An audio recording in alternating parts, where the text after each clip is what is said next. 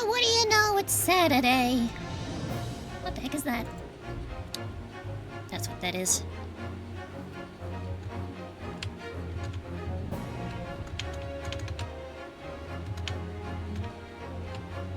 There we go. It's Saturday! And I have the house to myself for tonight. So I can be as loud as I fucking want! Hell yeah! Alright. Enough of that. I can't be as loud as I want. There are children that live in my street.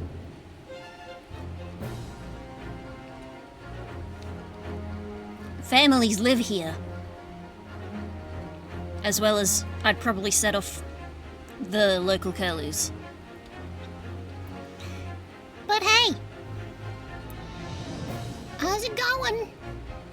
It's the Ace Great Attorney. Miss Iska Pahara. Good evening. Good evening! Elvis Tech. How you doing?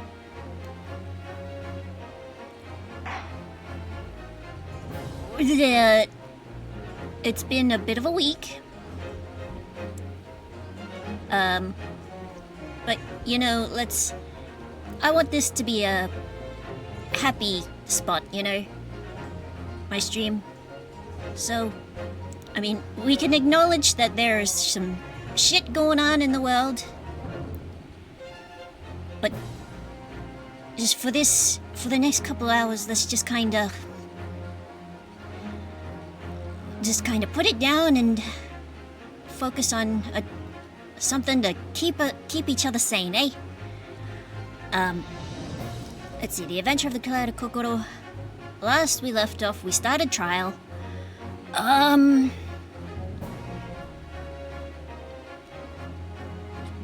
we established something.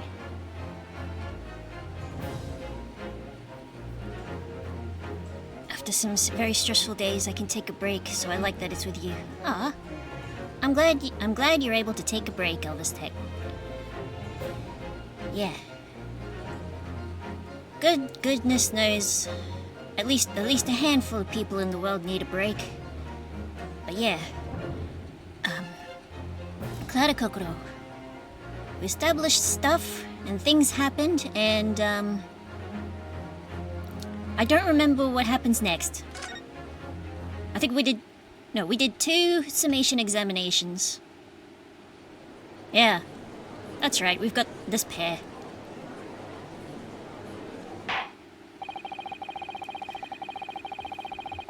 Oh no, we're about to do the second summation exam. So finally I can be here again after I lost so many streams. Aw, that's okay. You know, I have a YouTube account where I put my stream VODs up for later.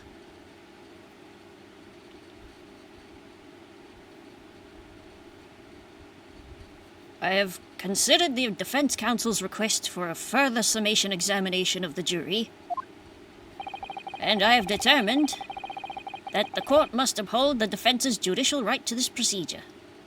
Yeah, I take the VOD sometimes. Which does remind me, I clipped a clip like the other week, and I've completely forgotten to upload it to the channel. I'll do that later. So, counsel, you will now proceed with your second summation examination. I presume the jury is ready, Mr. Foreman? We are, my lord. Very good. In that case, I must ask each of you now to state clearly and concisely for the court the grounds on which you find the defendant guilty of this crime. Yes. Judicial findings. The jurors' contentions. The accused left behind evidence at the scene, didn't he? Those 3 books of his.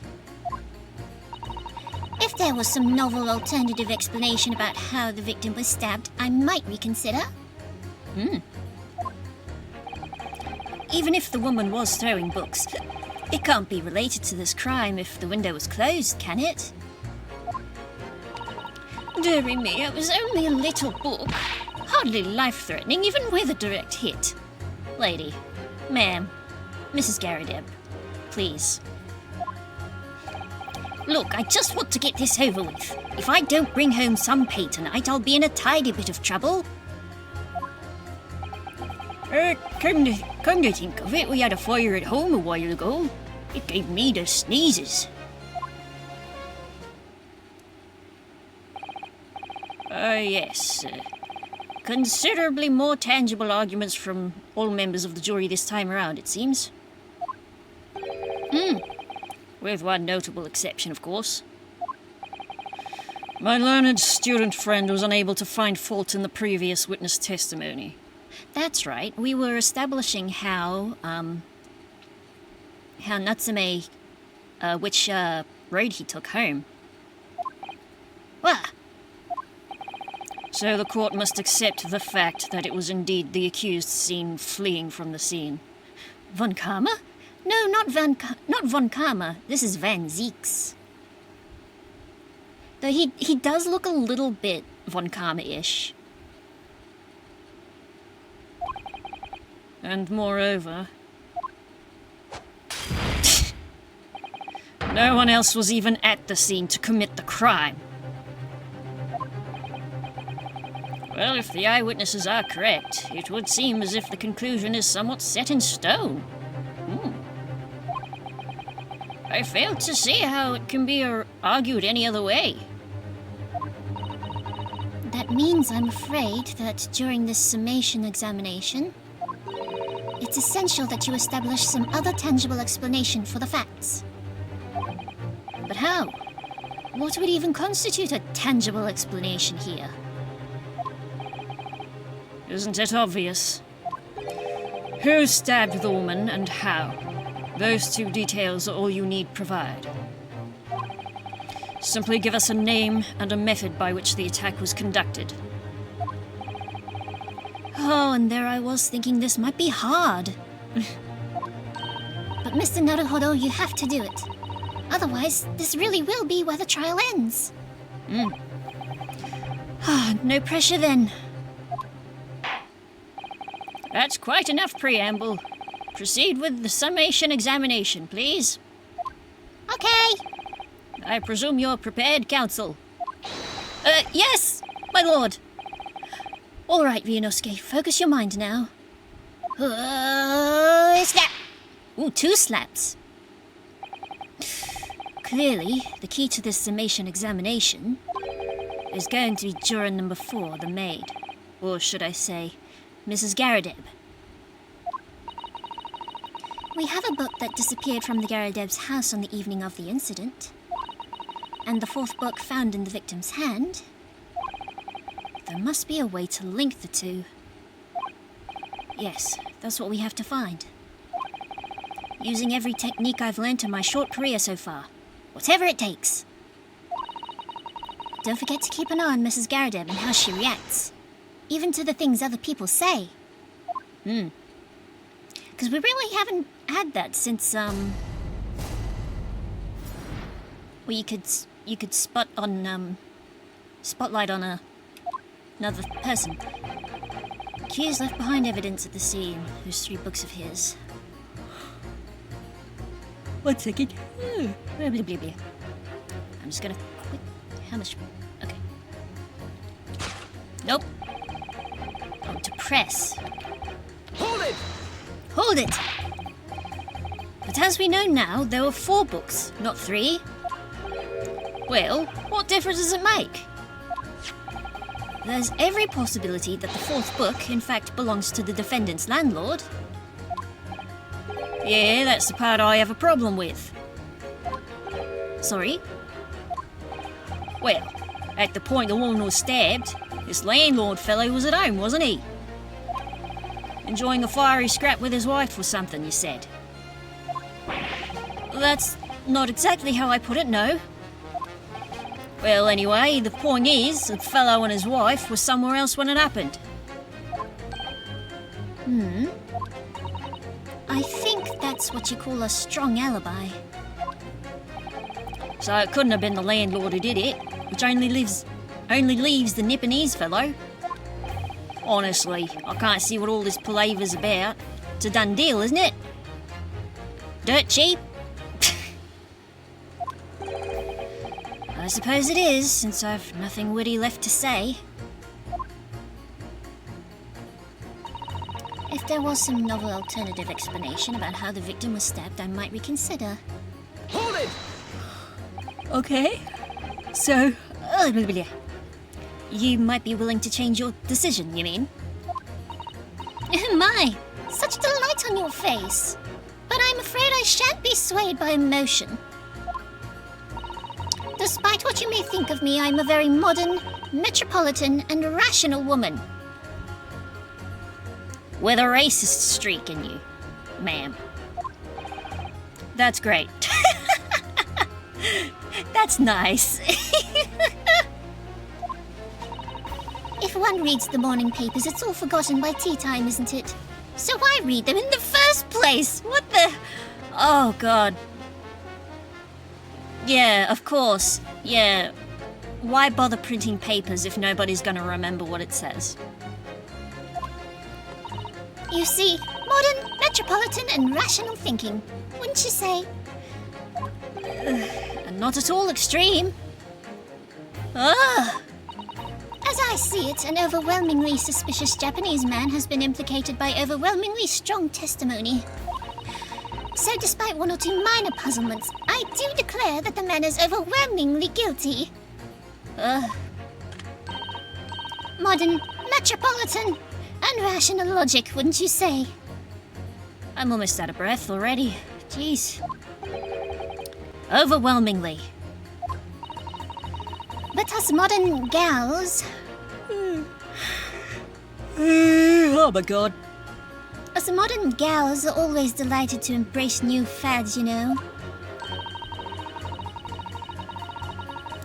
So I'd be only too happy to consider an exciting new theory if you could come up with one. I'd be happy to do that too, if only I could. Let's do our very best not to disappoint the modern and metropolitan young lady. Right. I'm glad you omitted rational there. Very sleepy. Yeah. I am a bit sleepy. I haven't quite recovered my sleep schedule yet. But I also did just eat dinner, so it's probably like a little bit of a food coma.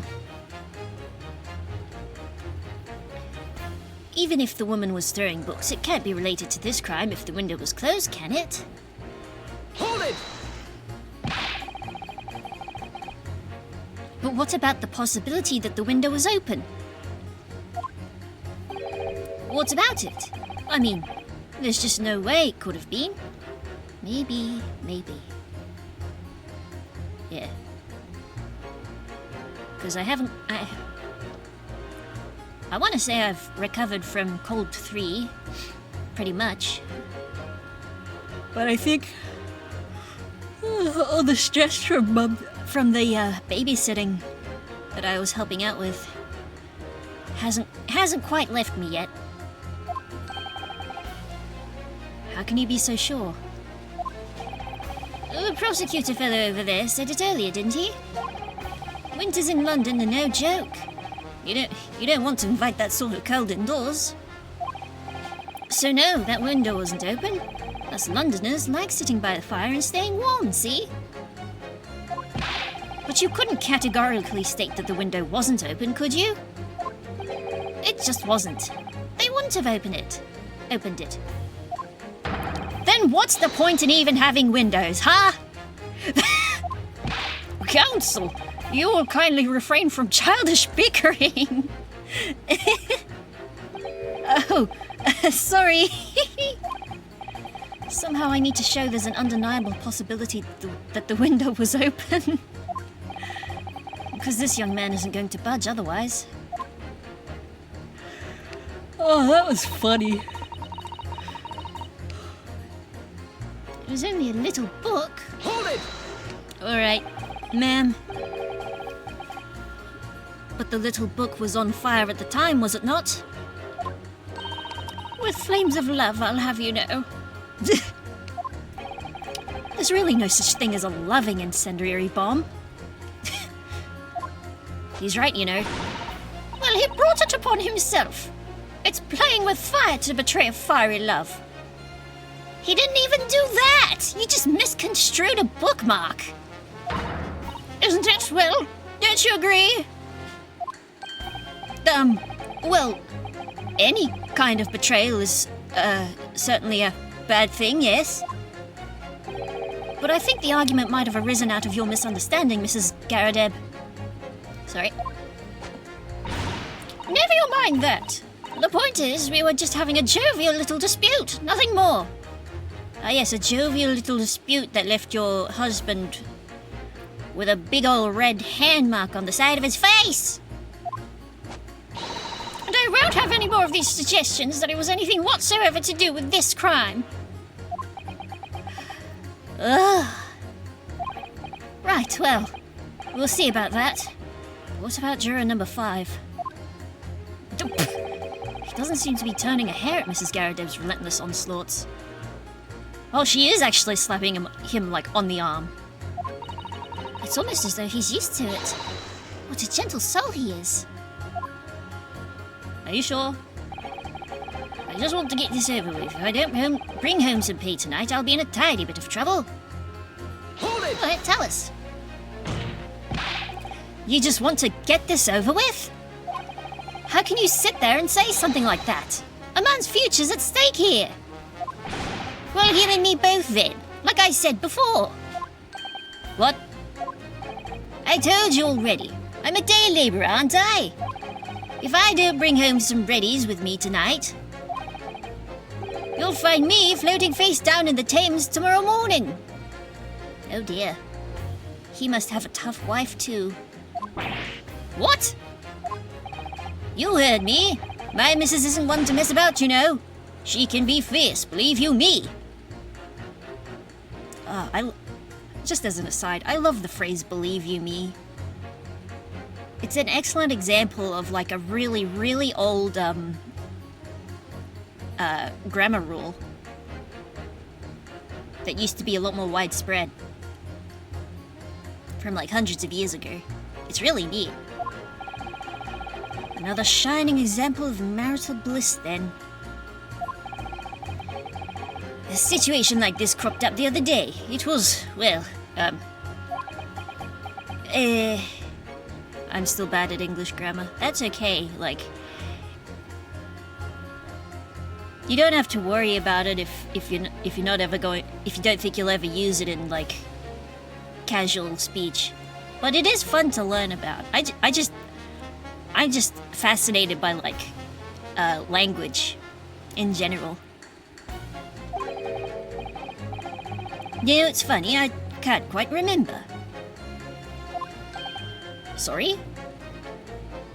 And, like, the history of how, like, language has evolved over the centuries. It was too frightening, is the thing. I must have blocked it out. Helpful. I wonder if Mr. Beat will ever be dragged into the Thames by his scarf. Don't even go there, Miss Susato. There must be some way to jog his memory about this. Come to think of it, we had a fire at home a while ago. It gave me the sneezes.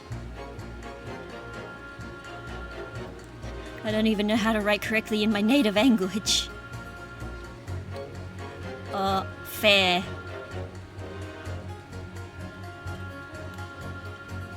Understandable. I am aware of, like, how sometimes when you learn another language, and if you use it long enough, you start trying to, like, you start trying to, like, port the new language rules into, like, your native language.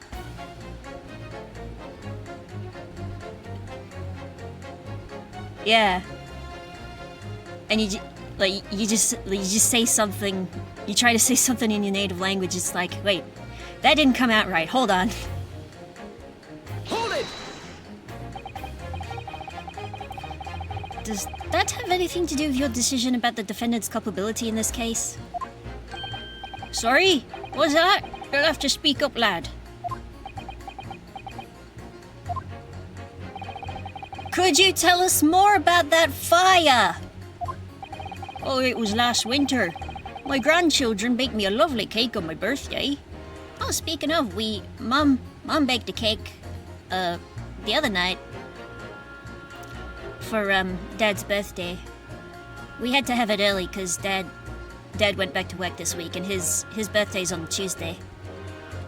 It had 75 candles on the top, it did. What a sight to behold it was. That's a lot of candles.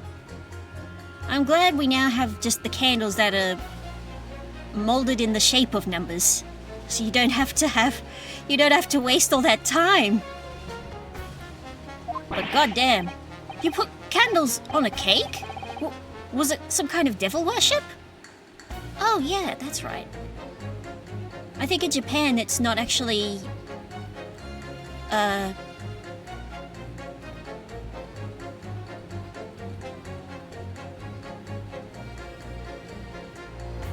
Sometimes in my lab I write with a few English words when it's not a formal delivery. I think I understand, yeah. In my inform. Yeah. Where was I? Oh yeah. I think for a long time in Japan it wasn't, common to put candles on a cake. For, birthdays.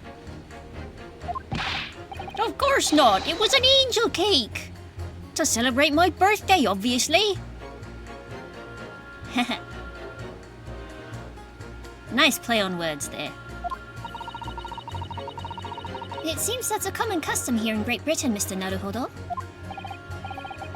Anyway, I mustered all my puff to blow 'em out. Only I must have blown wrong somehow. The flames didn't go out. In Japan, not put candles on a birthday cake, yeah. At least for a really long time, it wasn't a thing that happened very much. The flames didn't go out, but candles went flying all over the room. The furniture caught and everything went up. Whole place filled with smoke. Definitely sounds like devil worship to me. All right, Ryunosuke. And by the sneezes, I presume you mean a cold, but how'd you catch a cold from a fire? Fire hot! Oh yes, fire indeed hot, Mr. Naruhodo. Oh, what a fiasco it was. The grandchildren, bless them, threw water over me as they tried to put out the flames. And then, because the whole room had filled up with smoke, of course, we had to open all the windows to clear it. Yes. That's our inn. The windows. Oh, the biting winter air rushed over me like the devil dancing on my grave, it did. I caught a terrible cold from it. Put me in hospital for a while. I won't forget that birthday in a hurry. I knew it was devil worship all along. But something about this old man's story is playing on my mind for some reason. We need to demonstrate who, apart from Mr. Natsume, could have attacked the young woman on the street. As well as how he or she could have done it. Yes, but once again, the jurors' statements are full of personal prejudice. A lot of them seem convinced they're right, even in the face of logical arguments to the contrary. I think you're going to need to pit them against each other to force them to accept an alternative explanation. Yes. I don't necessarily need to find contradictions between their assertions. Just a connection might do the trick. Alright, I'll see what I can do. If anything stands out, I'll go in for a strike. That's the spirit. Incidentally, when was... That just makes me wonder when bowling was invented.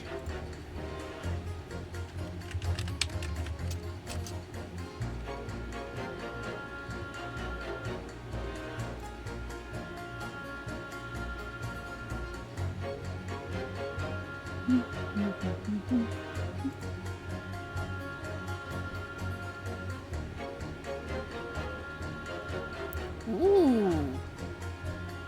3200 BCE in ancient Egypt. There were wall drawings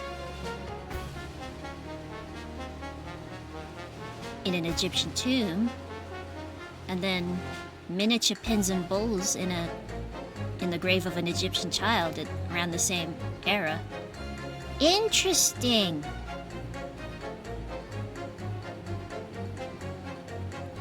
Oh. Anyway, where were we?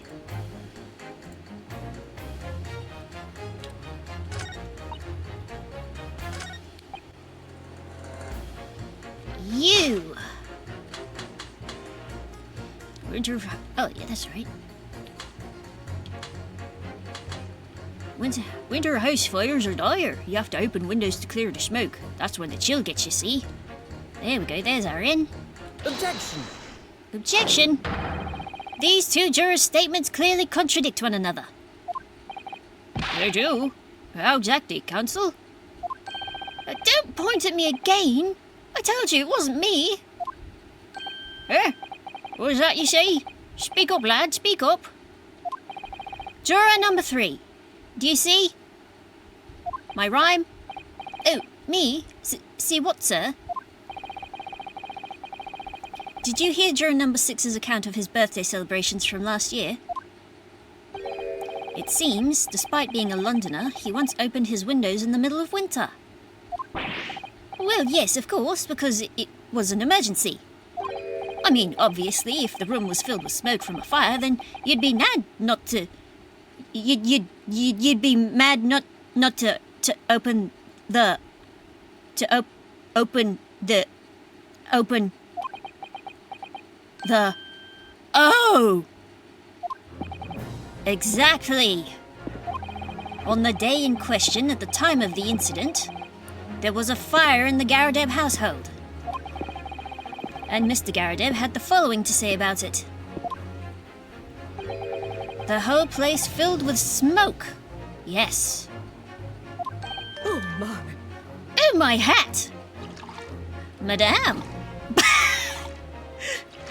Look at the little icon!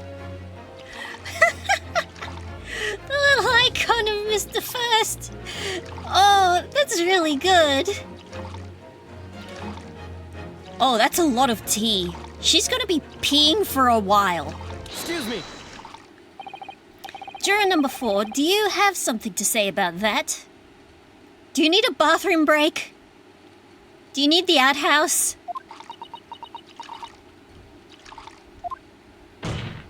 Mrs. Garadeb! Oh, dearie me! What is the meaning of this? How dare you imply that I'm hiding who I really am? It's imperative that you confirm something for the court. So please, it's time to drop the pretense now. What is it? When the fire started in your house that day, did you or your husband open the window? What? I beg your pardon? What are you insinuating? The room would have been thick with smoke after the carpet and bookcase caught fire as they did. Yeah, that time... Nope, hold on. It wasn't one time I caused smoke to fill up the kitchen. Because there was the mini chocolate pie that I forgot to pull out of its foil case. And then there was a slice of apple pie that I wanted to have. Briefly forgot how long microwaves should be used for defrosting, and set it to 16 minutes.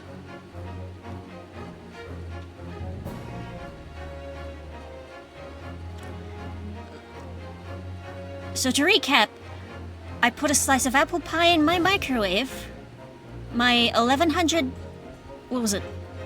I believe it was 1100 watts. Not an hour, no.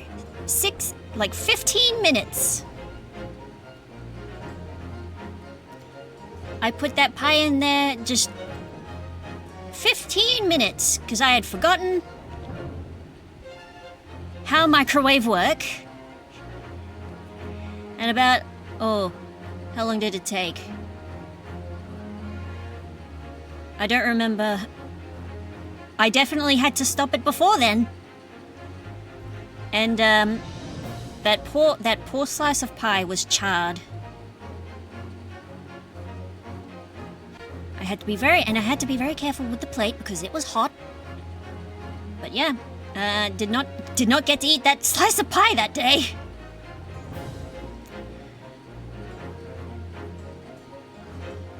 Yeah, so I have some knowledge of how smoke get rip pie. Yep. In a situation like that, it's inconceivable that you wouldn't have opened the window. There was also there was one time I put some like leftover noodles in the microwave from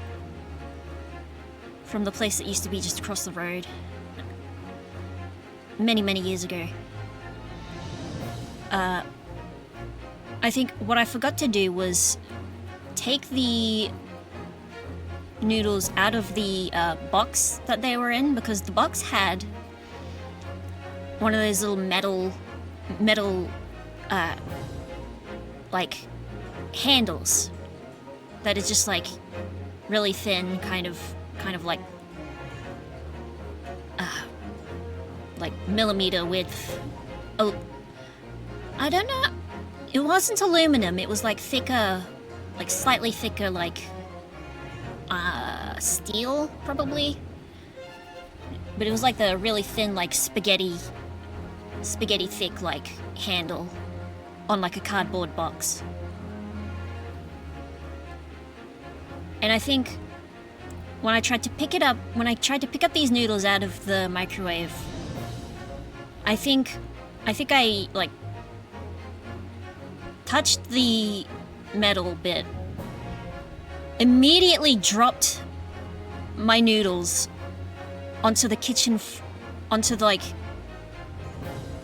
the kitchen wall, basically, the kitchen wall and floor.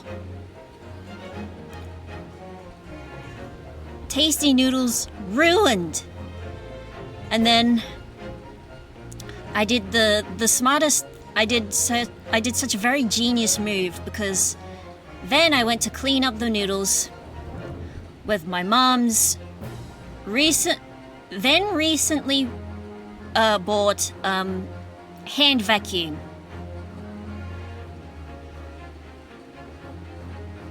And ruined that poor thing as well.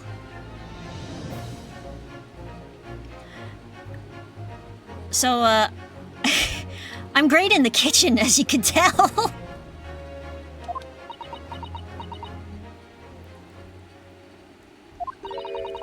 And what if we did?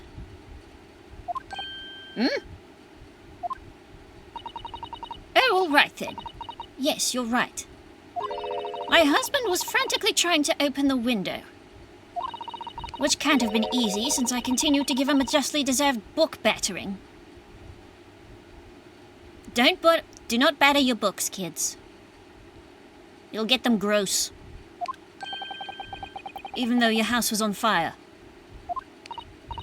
Oh, you never stop throwing until the anger subsides. It would be terribly bad for the nerves to do otherwise. Of course.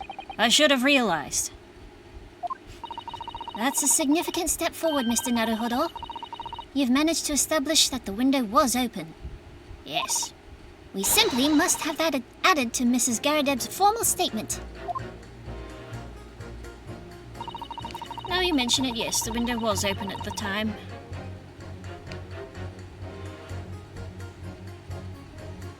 I'd clean forgotten, but it's true. You don't like rewarmed food? Fair. Sometimes when you reheat food, it doesn't taste as good. Either that or... Good morning, Quimpsby. How you doing? And sometimes when you reheat food, you gotta really know how your microwave works. Because sometimes you reheat something and it's still cold on the inside, in like the middle. Anyway, sleepy. Yeah. I've had a bit of a sleepy week myself.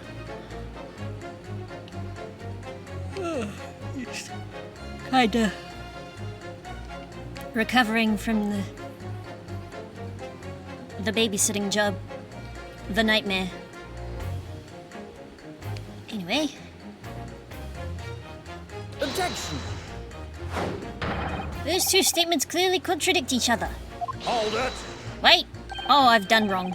I'm sorry, but as foreman of the jury, I have to object. That's complete nonsense. I thought I had something. What? I'm a banker, don't forget.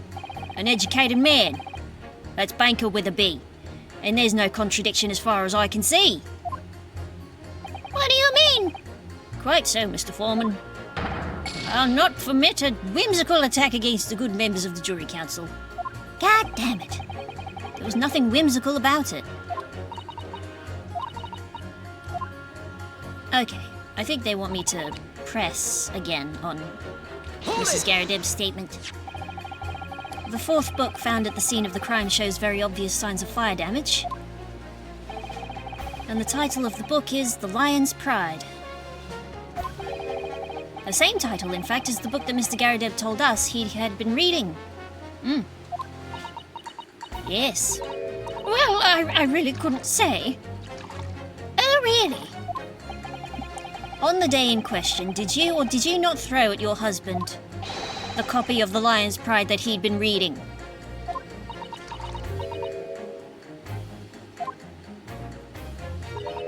I did. There we go. It was the first thing I could lay my hands on, so I held it straight at him. And now you come to mention it, yes. He was rather enjoying reading it, you're right. Why did you not reveal this information to the court from the outset? Stop slapping the guy next to you. Because I couldn't, you insolent little man. I didn't remember. Incidentally, insolent little man is such a really funny name to call someone. Like, it doesn't even sound that bad.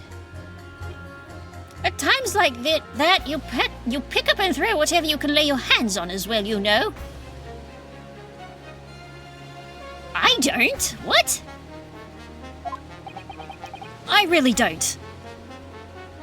Same brain cell, Ryunosuke. Same hat. I barely noticed I was throwing a book, much less the title of it. Oh? Mr. Man!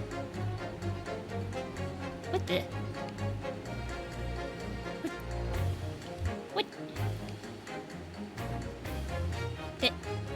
Sorry, I'm just taking in her 2D icon there. It looks just... Huh, okay. Anyway. Excuse me! Excuse me! What is it, juror number 5? You know something? Ooh, there's a plane going over. Just 1 second. This will give me a moment to change my drink.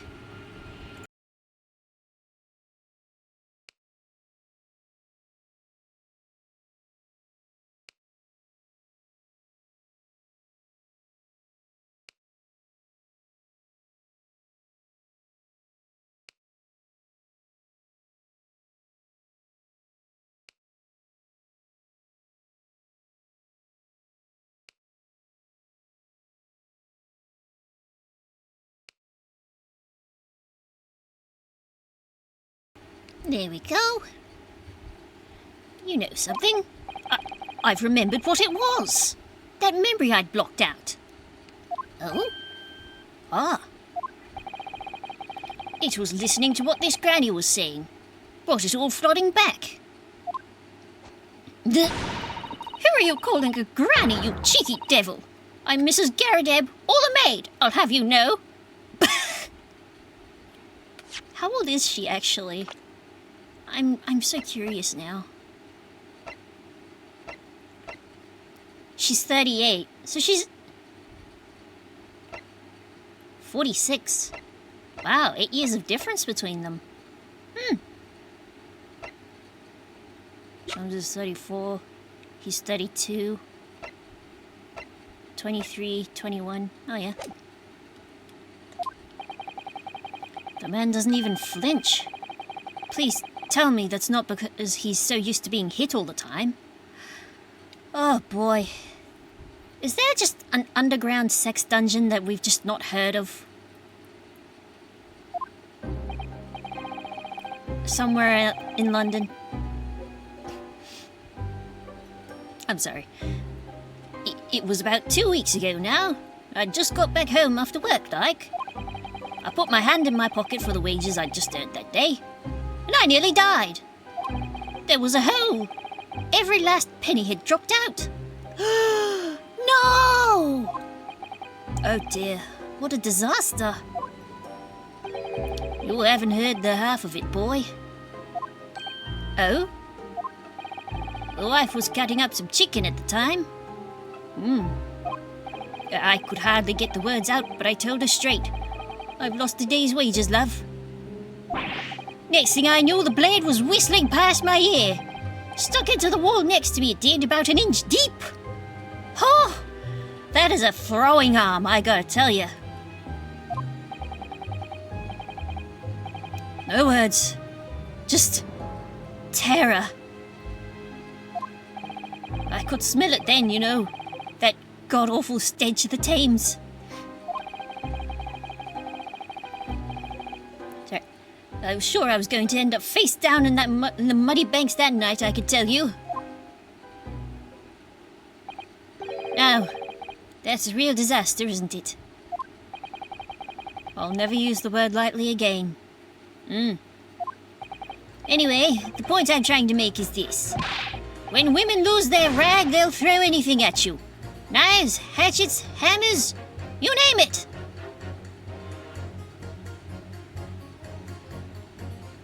Okay. As a person with non-gender left beef, I can't say whether that's right or not. Mr. Naruhodo, you mustn't think that all women are so short-tempered and unrefined. No, I wasn't thinking that.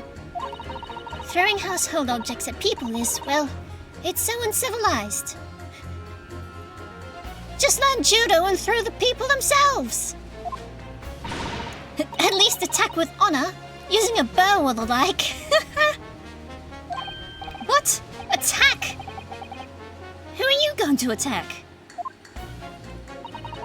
Never mind. Anyway, this man's words could be rather significant, I think. All right, we'll come back to the bow and arrow thing later, if I dare.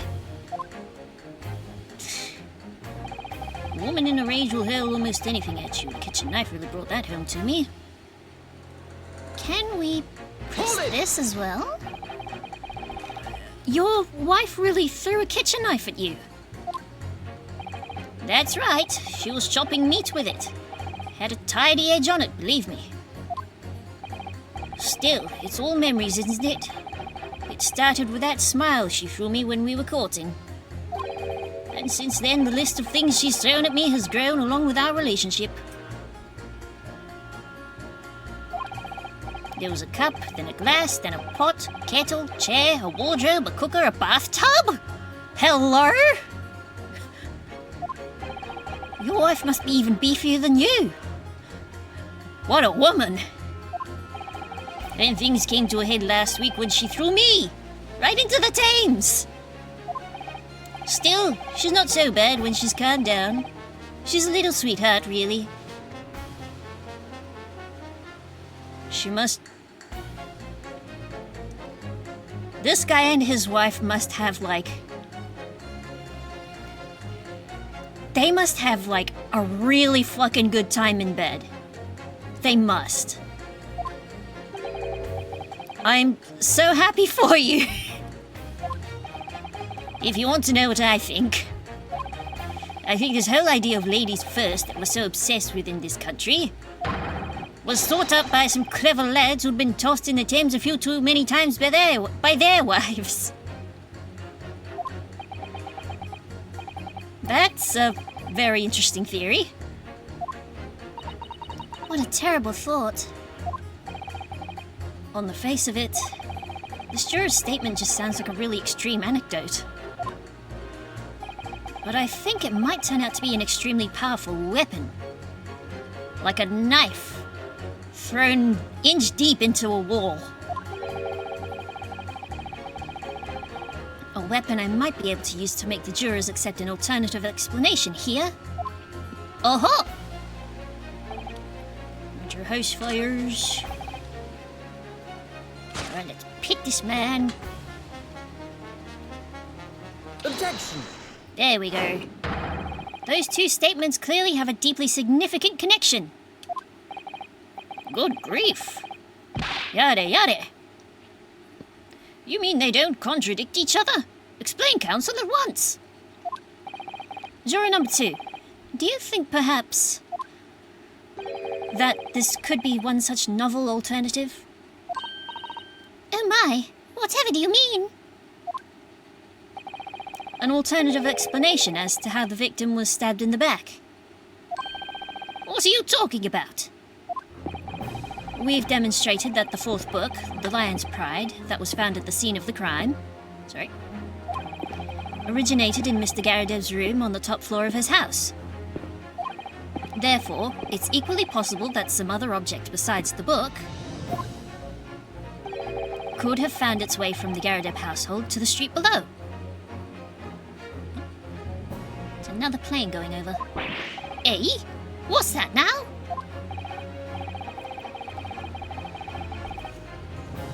After all, Mrs. Garadev could have thrown any number of different objects at her husband. Isn't that right, juror number 4? What are you insinuating now, you little beanpole?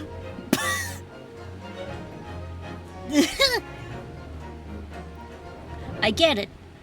Like, you don't want to go too far, but little beanpole is very funny too. I'm beginning to think that ever since the true origins of this book came to light, perhaps she's had a feeling this might be what happened. Now, you listen here, you Eastern Galah. As a foreman of this jury, I demand a straight answer. I love Galahs. They're gorgeous birds. Beautiful. Very smart. And I see them sometimes. Around town. You give us this yarn about some other object making its way out of the house. But what? What was it?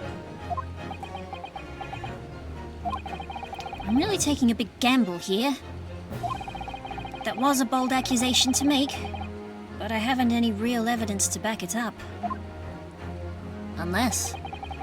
But I'm certain that at the very least this warrants further investigation. Alright, Mr. Foreman. I'll try to explain the defense's theory. The other object that found its way from the Garadev household to the scene of the crime was...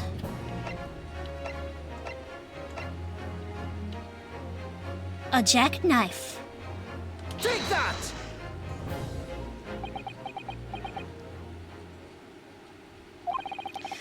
Juror number 4, Mrs. Garadev.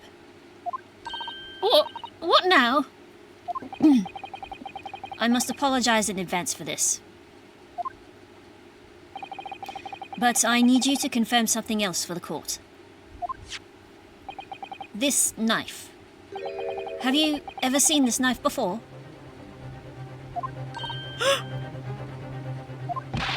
Good Lord, counsel, what on earth are you doing? That's the weapon that was lodged into the victim's back, man. I know. We know. We're going somewhere with this. Just hear us out. My lord, remember that when the victim was attacked, Mr. and Mrs. Garadeb were in the throes of an argument. Mrs. Garadeb was hurling anything she could at her husband, who had been backed up against the window. A window that had been opened to clear the smoke, and through which a book sailed to land at the crime scene. You can't seriously believe that. That book was found in the victim's grasp. Are you saying that it flew out of the window and across the street to land neatly in her hand? Even my missus hasn't got a name like that. Yes, I admit there are many details we don't yet understand. But that's the point. That's precisely why we must not allow this trial to end. Not right now. Oh, that was my hip just then, sorry. Oh my! Ah! Mrs. Garadeb, your answer, please. Have you seen this knife before or not? Oh! Ah! Thud.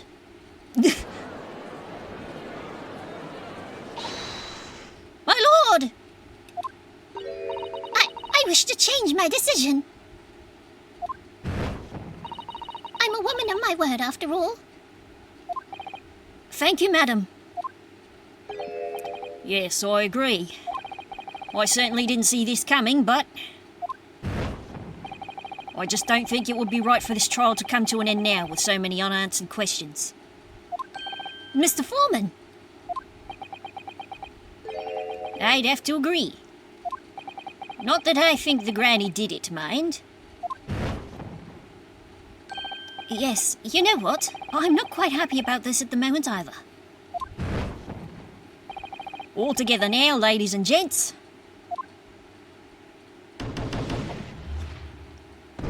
Except the old man.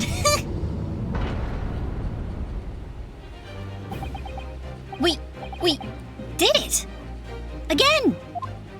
Oh, congratulations, Mr. Naruhodo. Omedetou gozaimasu. So, as a result of the defense's summation examination, a number of jurors' leanings have changed. 2 jurors called guilty against 4 now calling innocent. Oh, that's right. That's right, Mrs. Garadeb didn't change hers because she's currently unconscious.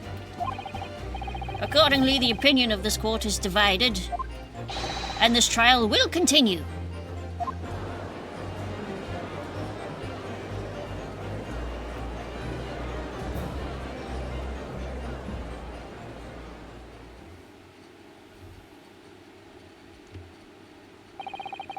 Now then, Lord Van Zieks, how does the prosecution wish to proceed?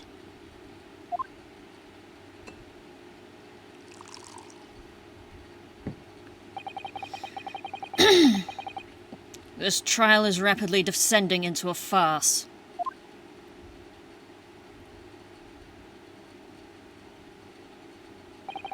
Like a corked wine, the first few sips are bitter enough.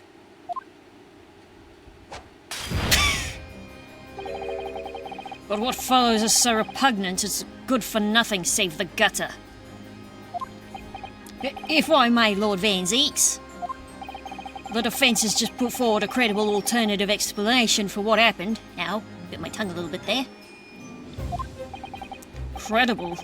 Is that your considered opinion, Mr. Foreman? The defence's argument is a joke to which I barely know how to respond. But let me start by insisting that you must all familiarize yourselves better with the relative positions of those places being discussed. What do you mean by that? What's his angle this time? Unfortunately, the angle is the trajectory of the knife. It should already be more than apparent that between the crime scene and the Garadeb household runs a rather wide street, Briar Road. Which means that the distance from the Garadeb's house to the scene is some, 15 yards. It's about 5 meters. A little less than 5 meters. Let me see, 15 yards. That's around 14 meters. Oh, wait, what? Yeah. Wait. Oh yeah, they said yards, not feet. My mistake. I'm good at maths. 14 meters? Oh, that's a little farther than I'd imagined. So it was a little farther than I imagined.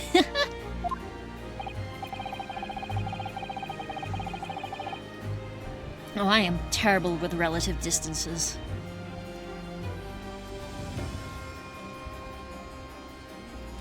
And as you ladies and gentlemen of the jury rightly noted as having portentous significance, the fourth book was found in the victim's clutches.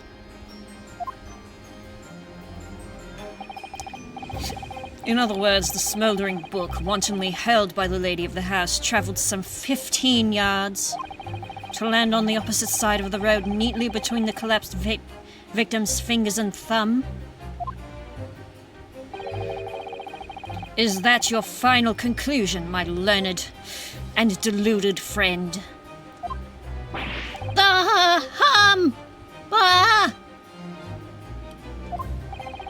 And did the jackknife follow a near-identical trajectory to plunge into the middle of the victim's back? Sorry, just 1 second. I'm just double-checking something.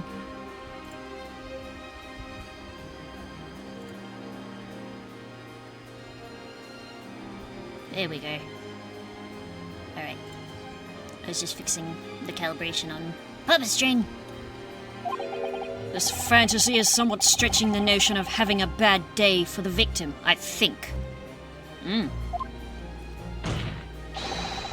Even those pathetic serialized detective stories have more believable plots. Ah!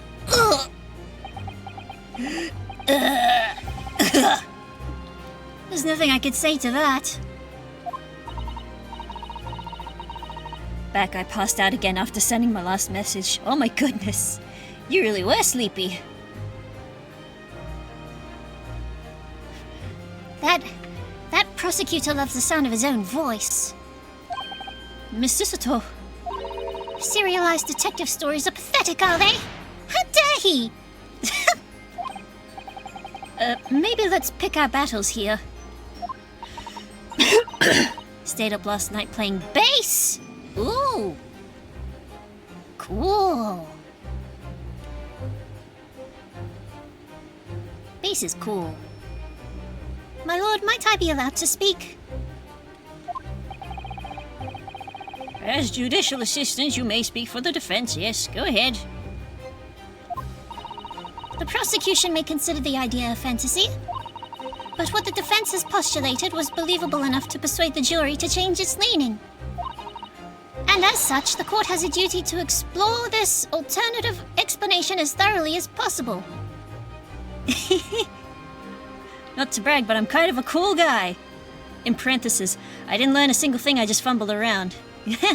Well, that's what I do with half of my instruments. I still haven't figured out how to do how to make me. Well, I've kind of landed how to sort of make music in a digital workstation. But I've been doing other things, so I haven't kept up the practice.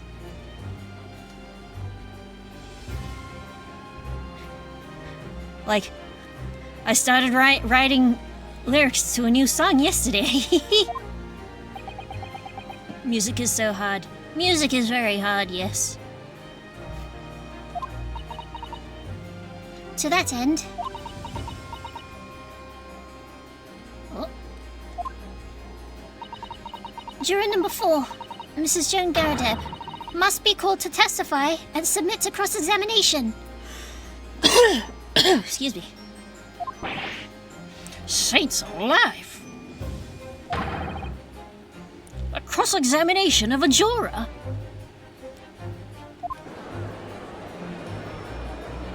Yeah, and I've got a bunch of covers that I haven't finished yet because I have to mix them. And mixing is also hard. Like the other week, I forgot how compression works. Whoops. Order, order, order! Well, this is highly irregular. This is highly irregular. It is unprecedented for a member of the jury to be summoned to the witness stand. Bro, I don't understand mixing at all. Neither do I. I keep looking at tutorials and I'm like, alright, I've done all this stuff. Why doesn't mine sound like that?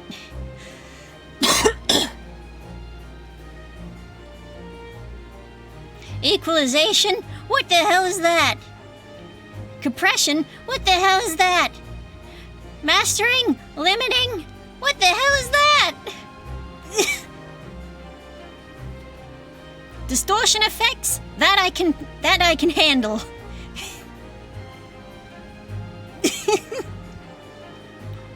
Melodyne? That I can kind of do. It's unprecedented for a member of the jury to be summoned to the witness stand. Objection! God damn it. And unnecessary. Lord Van Zeeks? You're saying a lot of funny words, Magic Man. I'm gonna scream into the mic at the top of my lungs. Yeah. Incidentally, that is somewhat how I tune Havoc. For some songs. Like he's screaming at the top of his lungs.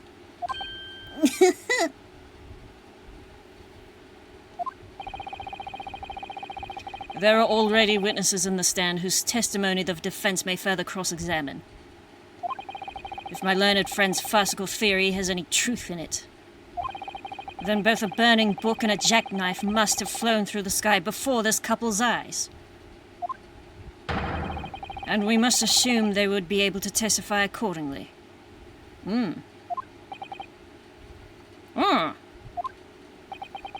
What say you, witnesses?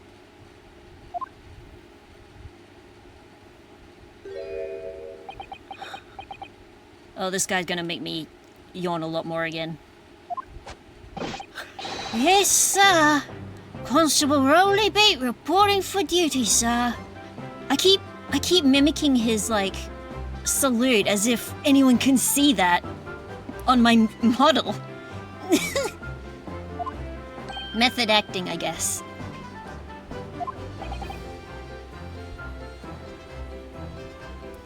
Well, good morning, officer.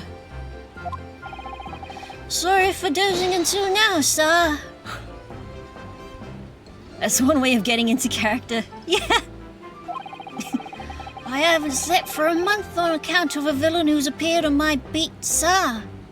A month?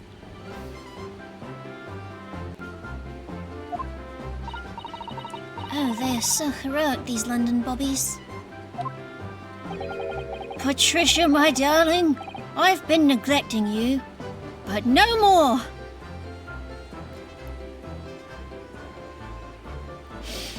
Oh, I had the stupidest thought. Hold on. Oh, Rowley, my hero, you make me swoon. I'm not sure if I should say it or not.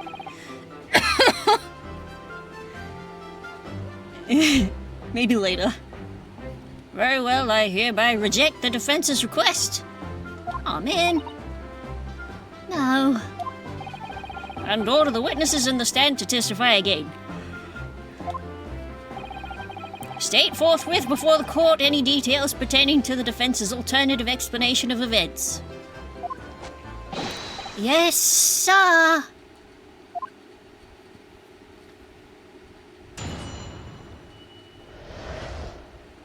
Constable Beats report. This case has nothing to do with Mr. and Mrs. Garadeb. Believe me, a London bobby is good for his word. You see, sir, the windows on the top floor of the Garadeb house are top-hinged casements. Obviously, if anything had been thrown out of the window, we would have seen it. did leave the scene to go and fetch help, but my trusty Rolly was there to make sure nothing was disturbed. I didn't take my... God damn it. I didn't take my eye off the crime scene for one moment, sir. Nothing strange to report on that front, sir. Damn it. He's making me yawn already. Well, this is quite startling. Top-hinged casement windows. That detail was not in the police report, Constable. Oh, yes, sorry about that. I must have been a little drowsy. You cannot excuse your sins with drowsiness every time, Constable. No, sir. I'm sorry, but... Excuse me. What exactly is a top-hinged casement window? And you. You cannot excuse your ignorance with such trite remarks, my learned friend. Yes, he can. They don't have top-hinged casement windows in Japan. Not yet, anyway. Of course, sorry. Sorry, I'm speaking as though it is currently 1899. They probably have top-hinged casement windows in modern-day Japan.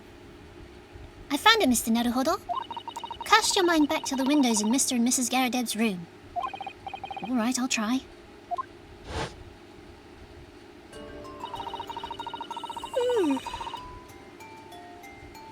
So the window opens in order to allow air to circulate inside the house. But as it's a top-hinged casement window, it swings open along the upper edge, you see? I'm glad you've rectified your ignorance. A casement window's most prominent feature is its stay, a metal bar which prevents the window from being opened beyond a certain amount. It prevents it opening? This is all news to me. Absolutely correct, sir. In other words, if a book or a knife were to have been thrown through the open window, it would have clattered against the pane and fallen straight down to the pavement below. No. You see the problem, then? Good. Your education in Windows is complete. You may now use Windows 95.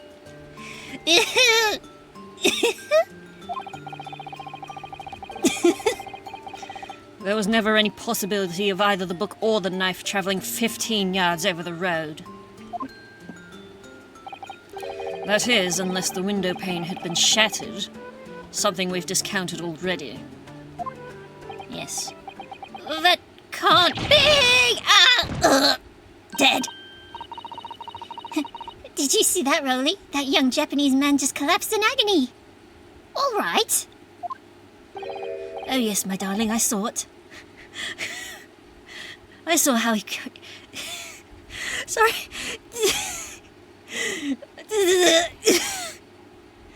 Oh, this is some dialogue. I saw how he crumbled before me. Oh, Rolly, you're so strong. How is this happening?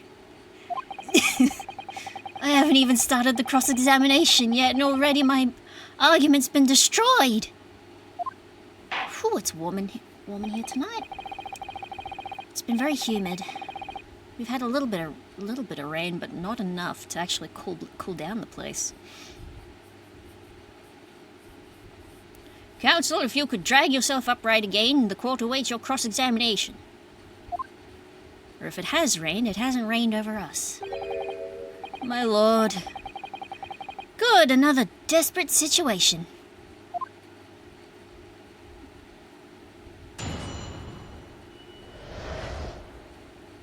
Constable Beats report. Oh, finally we get to the actual thing. London Bobby's good for his word. See... Okay. I'm trying to think. Let's just press all these, I guess. How can you say that for certain? A very good question, sir. And the answer is this. Right. We have a thing here with a icon that suggests it could be evidence, but we don't have it yet.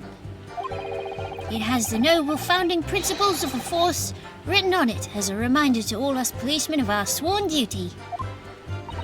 He showed us that before, didn't he? Did he? I can't say I remember. I remember, kind of. He only flashed it briefly. To patrol the streets of London town and uphold the peace of the common man. It's what the job's all about. And that is why I can stand here today beside my long-suffering wife and tell you a Bobby's good for his word. While rubbing my tired eyes, admittedly. Sir?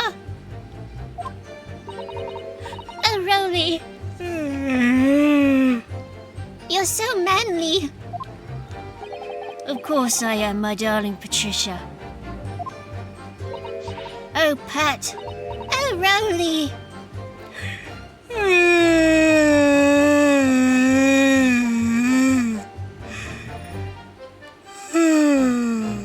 Oh, sorry. No, none of this is what I meant. I meant, how can you say for certain that this case has nothing to do with Mr. and Mrs. Garradip? Oh, I see, sir. You should have said so earlier, sir. Yes, well... So, could you answer the question? That was a waste of time, then.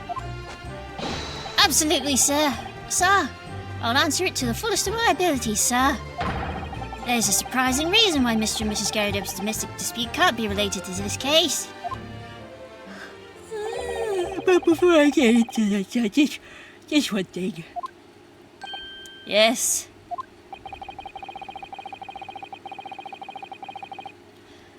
Sorry, I just kind of lost my breath there. I'd very much like you and all your countrymen to understand the great British institution of Scotland Yard. So I hope you'll take back some tales of us London bobbies and how we uphold our guiding principles. I wasn't planning on going back just yet. I only just arrived here. So to that end, sir, I'd be happy to lend you my warrant card for your perusal. But I must warn you, you won't be able to get through it without shedding a few tears. Is it tears because I'm yawning so much? Thank you, I'll try. There we have it!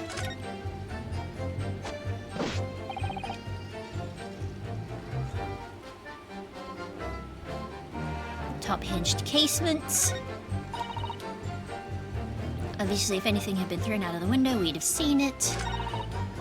I left the scene to fetch help, but my trusty Rolly was there to make sure nothing was disturbed. I just want to have a look at this. Alright, let's have a look at this. Principles of policing. A policeman will strive to preserve the peace within his allotted beat. Patrolling officer is expected to walk 20 miles around his beat every day for the furtherance of community relations. Bloody hell.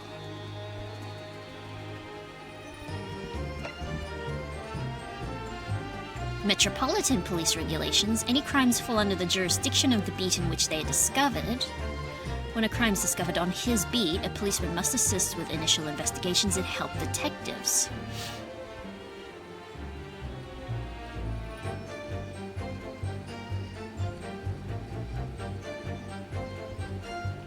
Hold on a second. That doesn't seem right, does it?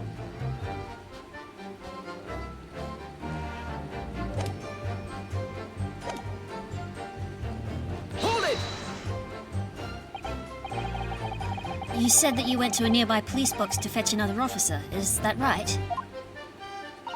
That's right, yes. If it had been on Rowley's beat, I would have known exactly where I was going, of course. Oh, don't feel bad, my love. You can't be expected to know the location of every police box on every beat. So Rowley told me the way. Only, I sort of got a little lost on the way. Patricia, my darling, that's why I love you. Your terrible sense of direction is bewitching to me.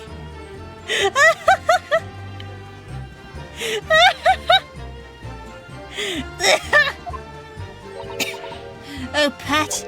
Oh, Rowley. Oh, my God.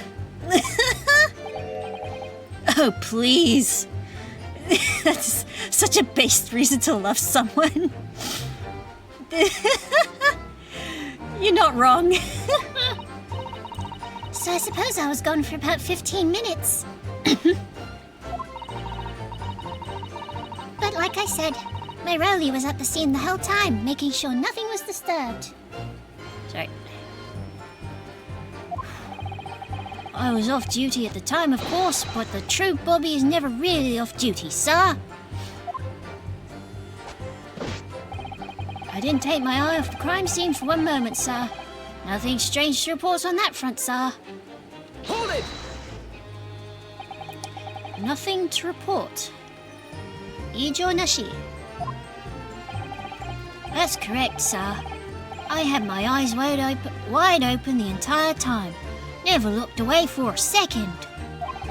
No one else approached the scene and nothing was removed from it. I could swear to that on the yard's honour, sir. Really? I'm just infatuated with your eyes and your... checks notes, your refusal to use those eyes to check MapQuest.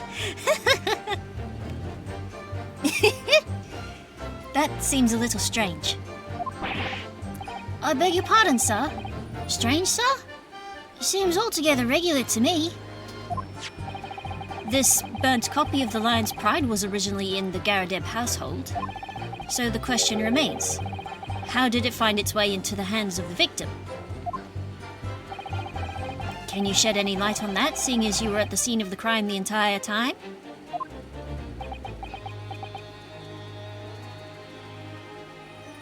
Wake up! Could it be a different copy, sir? One that just happened to be burnt as well?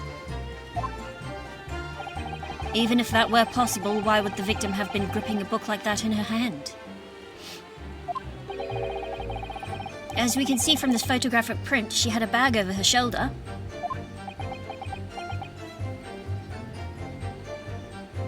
Wake up, Jeff. Well, sir, that book was in the lady's hand from the moment we arrived at the scene. Is that so? There's something about this statement that's not sitting right with me.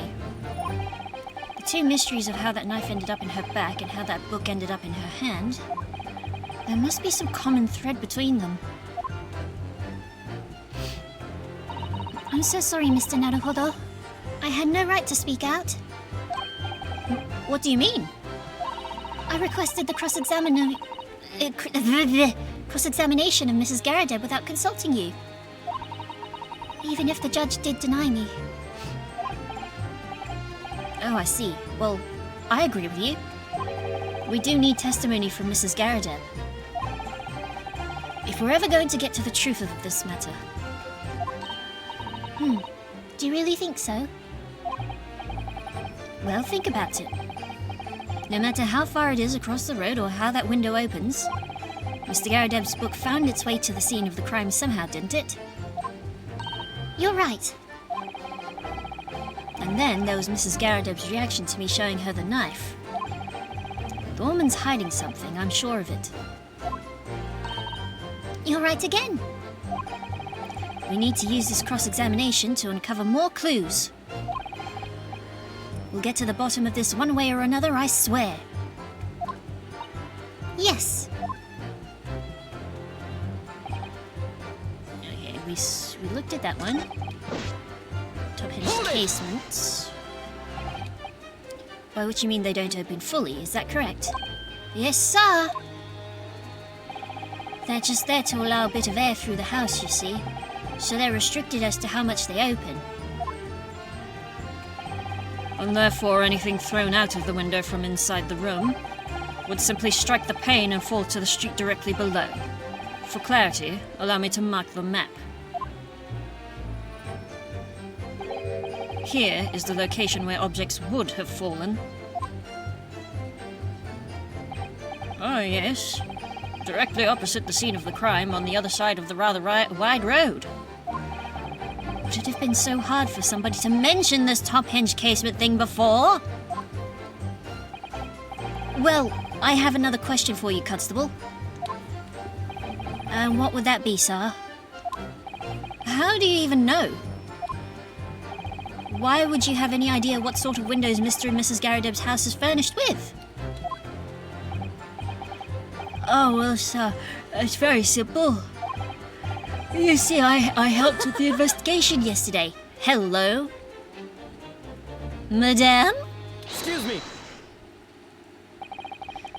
Do you have something to add, Mrs. Beat? Sorry? You look, well, delighted. Is there some particular reason for that? Oh, I was just remembering, that's all. We really were so lucky. Lucky? What do you mean? Well, of course I feel terrible for the poor woman who was attacked. Don't misunderstand me, please. But we were just so lucky it didn't happen on Rowley's beat. It was so close, you see. Oh? I hadn't realized. Oh yes, that street Briar Road. That's the boundary between Rowley's beat and the next one.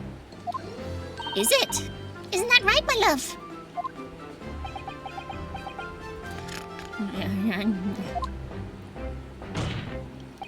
Constable Beat.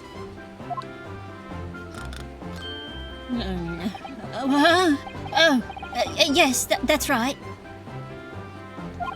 That's the reason I was helping out with interviewing the occupants of the Garrideb household yesterday. The house is on my beat, you see, sir. That really was cutting it close then. Constable, I wonder if you could clarify something.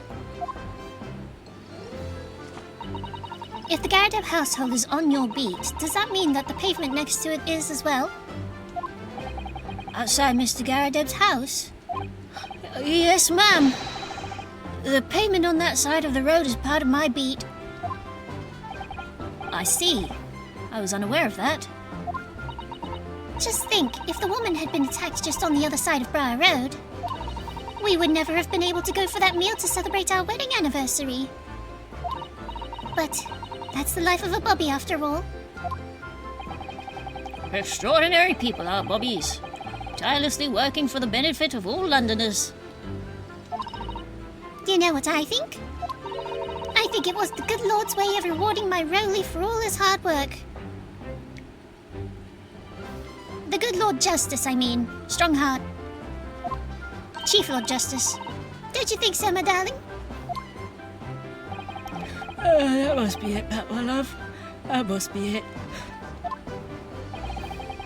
I think perhaps we should make sure we have that information officially on record. Leave it to me, Mr. Naruhodo. I'll take care of that immediately. Ooh! The case file updated. And now it's my turn, I think.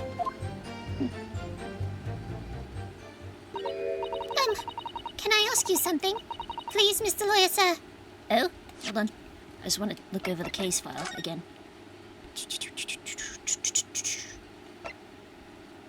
Yummy, yummy, yummy, yummy, ba-da-ba-da-ba. Ba-ba-da-ba-da-ba-da-ba-da-ba. Okay. Excuse me. No, yes, of course. What is it? You're doubting us, aren't you? I could tell. What? I wasn't really. I mean, what's she doing? Please? Just because I'm a woman, it doesn't make my testimony any less valuable. Oh no, Mrs. Beat. Your testimony is in fact being very important right now. It's been very important and pertinent. You might just see me as the wife of a policeman, but I'm a woman of my word, I am.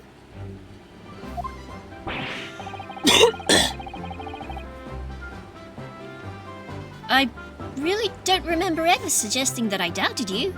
No excuses. I don't want to hear it. My voice will be heard. My lord, you'll let me speak, won't you?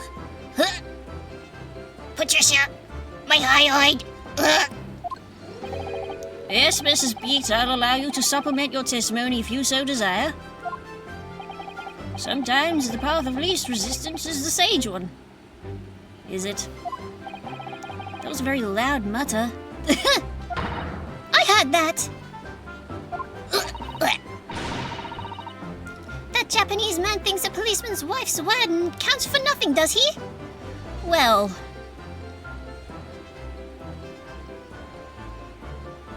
you'll have to tell us what the words are first. Well, watch out, sir. I might let you get away with something like that, but my Rolly won't. Yeah. Duly noted, Mrs. Beat. Please, I humbly ask you to continue. What could she possibly be about to say, I wonder? I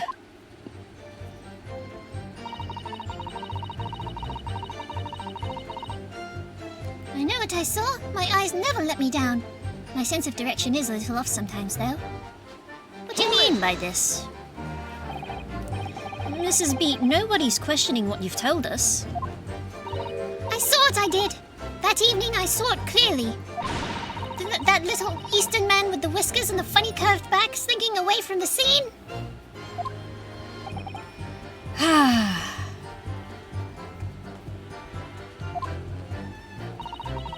And I know what I didn't see as well. Goodness gracious. Goodness. I had some pizza earlier. That's probably why I'm all coughing. I don't drink coffee.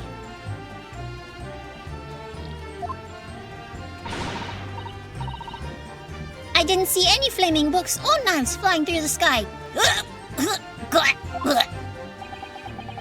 All very clear. You also mentioned something about having a poor sense of direction? Oh, yes, well, that's a little embarrassing, really. I'm always ending up at the wrong place when I've made arrangements to meet Rowley. He gets ever so cross. Hello? Excuse me. Mr. Constable?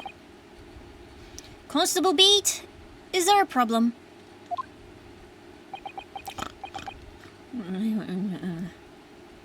Wake up, Jeff.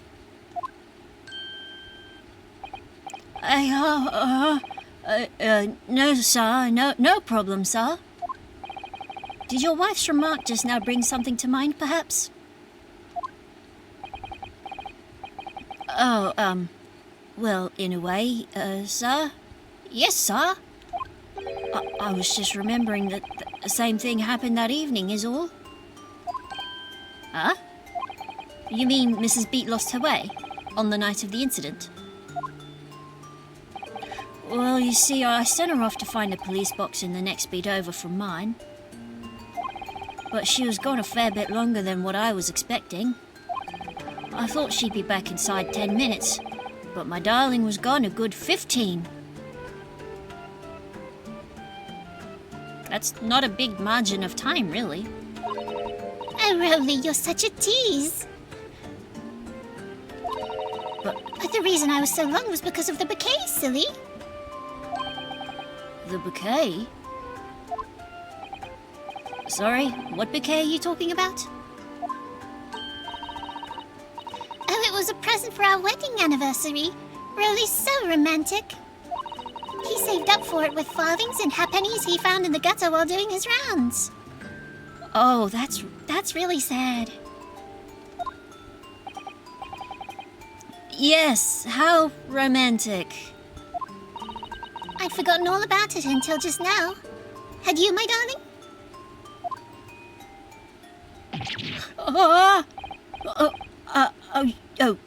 Yes, but that was just between us. No talking about it to anyone else, darling. You have to promise. Really? Oh. What was that all about? Constable Beat looked very obviously troubled during that exchange. I'm afraid I can't offer any useful insight, Mr. Naruhodo. Nor can I. I don't remember anything about the bouquet from my first playthrough.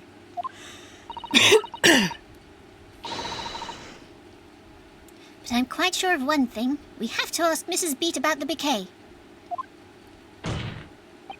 Mrs. Beat, this bucket, this bouquet you just mentioned. I'd like you to add details about it to your testimony, please. Sorry, I was just remembering this bucket. I was remembering the old British TV show Keeping Up Appearances with the main character whose name was Hyacinth Bucket, but she always pronounced it bouquet. So every time she answered her phone, she was like, "The bouquet residence."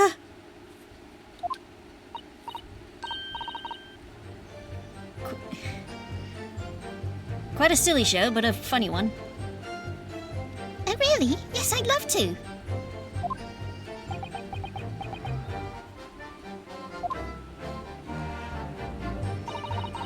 What happened was I dropped my bouquet and ended up losing my way for a while. Oh, Hold it! you dropped your bouquet. You mean you dropped the bucket? You dropped the bouquet at the scene of the crime? Yes, that's right. Oh, I was so upset. When we ran over and saw it was a woman with a knife in her back, I was so shocked I dropped the bouquet Rolly gave me. It was in a dark spot where the streetlights weren't casting any light, so I didn't notice it first. And then you went to the police box to report it to the policeman whose beat it was on. Yes, and I came back to the scene together with the other constable, you see. That's when I spotted my bouquet again. But the funny thing was, when I went to pick it up, it was nowhere near the victim's body at all. In case you need reminding, Mrs. Beat, the victim is not deceased. I was all flustered for a moment before I heard a voice calling me from the other side of the road. Your husband, presumably. That's right. Silly me, I'd gone over to the wrong side of the street. Although I'm going to blame the bouquet this time, I can't think how it got there, I really can't. So the bouquet somehow moved from one side of Briar Road to the opposite? Oh, curious indeed. Isn't it? But the worst of it is, I forgot to pick the bouquet up again when we left the scene. That beautiful rose Rolly bought me, with the change from the gutter he spent so long collecting.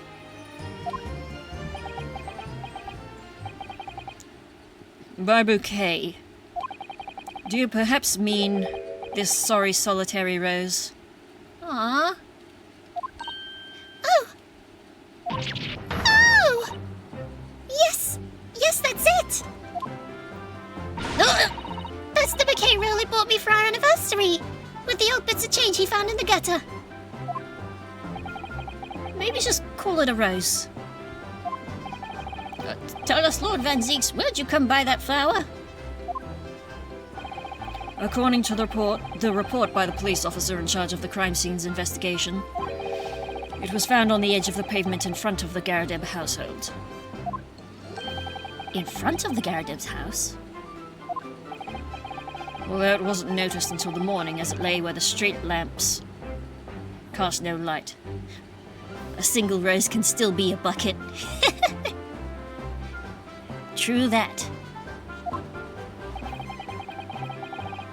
It was believed to be of no relevance to the case, since it was found on the opposite side of the thoroughfare. Oh, thank you, sir, thank you. Could I have it back now, please? No, I think for good measure this rose should be added to the court record as evidence. Oh, There we go. I think we can have a look at it. but it's a symbol of our love. Cheap and easily lost. Gotcha.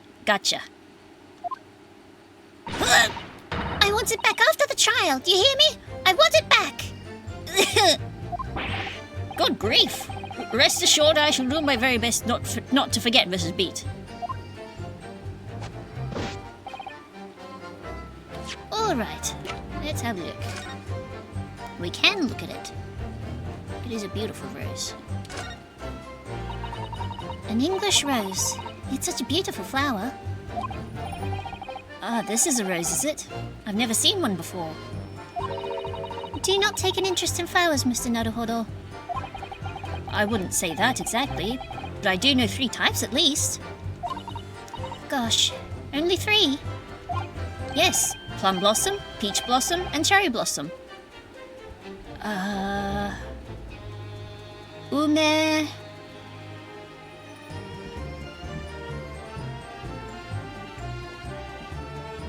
What's the word for peach?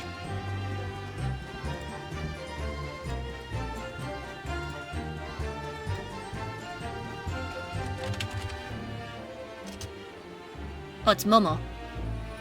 So ume, momo, and sakura is where I was going with that. Perhaps you should consider branching out. Learning some that aren't fruit tree based, for example.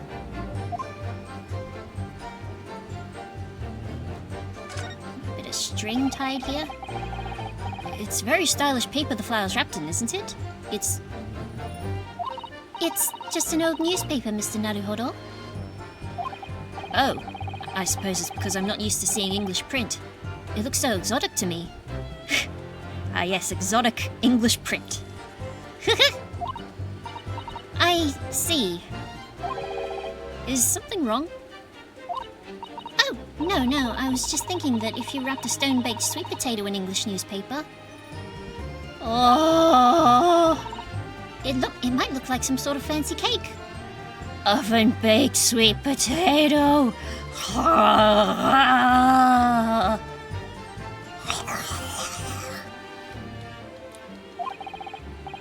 Susato-san, you do love your cakes.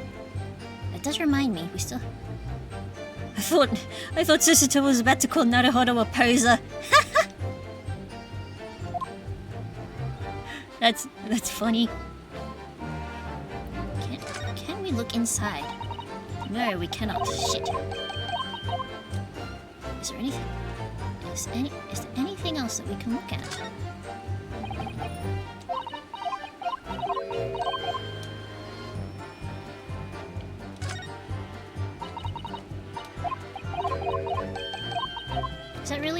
Is that really all we can look at on the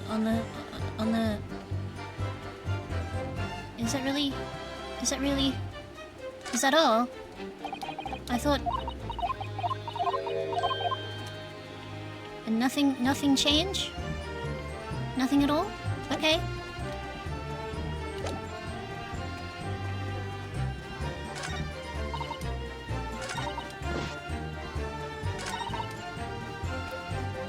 What have I not thing? Let's see. That one we did. If anything had been thrown out of the window, we'd have seen it. Hold it! But according to my notes here, the sun had gone down already and it was dark. Albert Rowling and I were strolling along gazing at the night sky and looking for our lucky star. Sorry? The star that will guide us to eternal happiness. Can't it guide you to answer the question? If a flaming book had cut across the sky in front of us, it would have lit up like a shooting star. And if I'd seen a shooting star, I would have made a wish upon it. That Rowley be an inspector, I would have said. 3 times at least. Of course, what with the smog and everything, we couldn't actually see any stars. In short, are you trying to say that neither a book nor a knife crossed the sky before you? Yes, sir, that's correct, sir. As sure as the night sky in London is starless, sir. It certainly seems like they're telling the truth.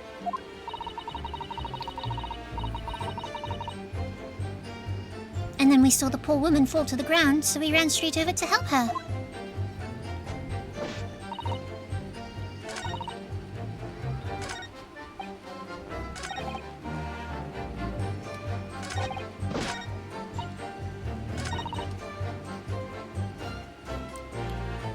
Let's see, we saw that one.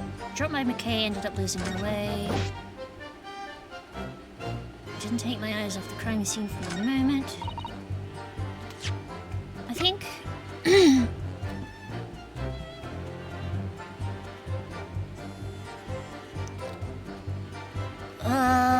Objection!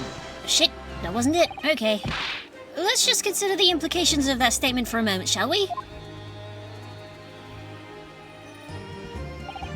What implications, Counsel? Nothing strikes me about it. Oh no! I should have presented. I'll get it. I'll get to it. Don't worry. Exactly. There's nothing striking about it. Key strike in a minute in like 3, 2, 1. What does strike me is your propensity for the inane, however. I need to clear my head and come at this again from a different angle.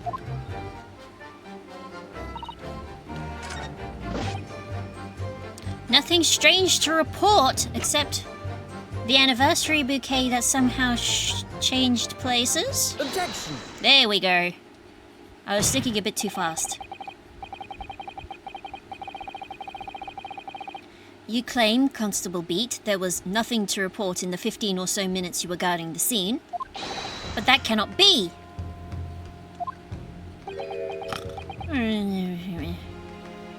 Jeff? What do you mean to say? In your testimony just now, Mrs. Beat, you explained to the court that when you arrived back at the scene of the crime with the policeman assigned to that beat, the bouquet you had dropped at the victim's side was no longer anywhere nearby. Excuse me. Objection! Yes, on the opposite side of Briar Road to where the victim was attacked. But considering the size of that meager bouquet, if a single sorry bloom can be so described, no doubt it was blown in the wind across the street back into the gutter where it belongs. Meager? Objection! But if that were the case, why did Constable Beat not testify to the fact?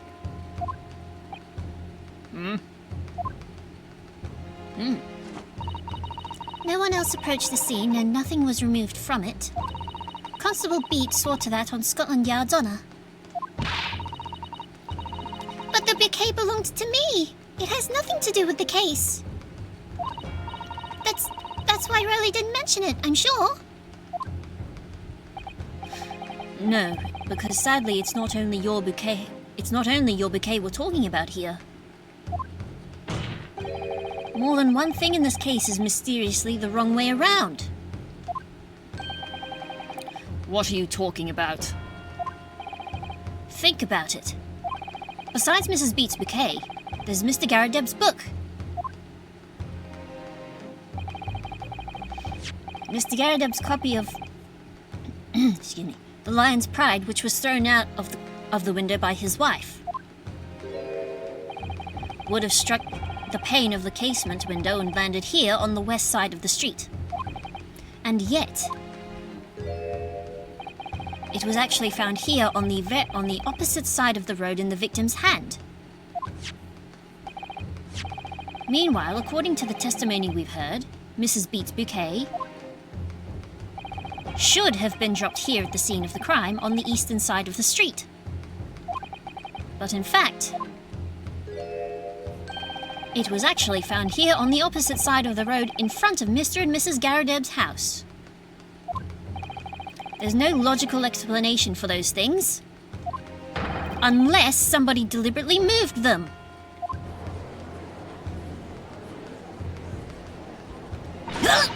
What are you trying to say? The way you're talking, it sounds like you think my Rolly's done something wrong. My hyoid! Patricia! Don't you listen to a word that scrawny lawyer says? Wittering on about books and bouquets. Why should we care? It's nitpicking. That's what it is. Oh good, Mrs. Garrideb's come round. Yay. You might call it nitpicking, Mrs. Garrideb. But deliberately meddling with the scene of a crime is a criminal offence. It's called...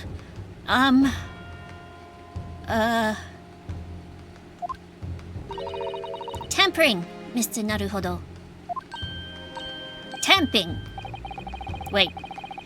But the person responsible for this tampering cannot admit to it. For a very subtle but compelling reason. Objection! Tampering? You've barely heard the term before. Tell us, my learned friend, who would possibly have had cause to carry out such an elaborate deception? Yes, there is someone who tampered with the scene of the crime that evening. All the evidence and all the testimony points to that one particular person. Counsel, I must demand that you substantiate this conjecture.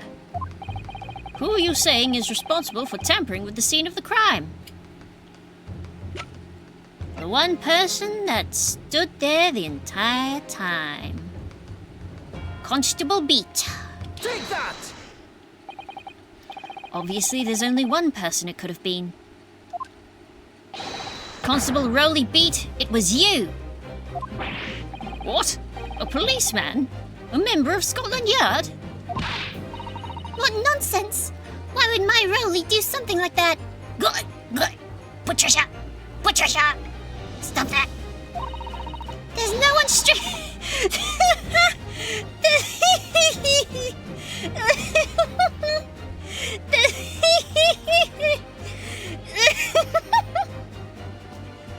Oh, I was not prepared for that one. Oh. There's no one straighter than my husband. Nobody works more tirelessly for the people of London.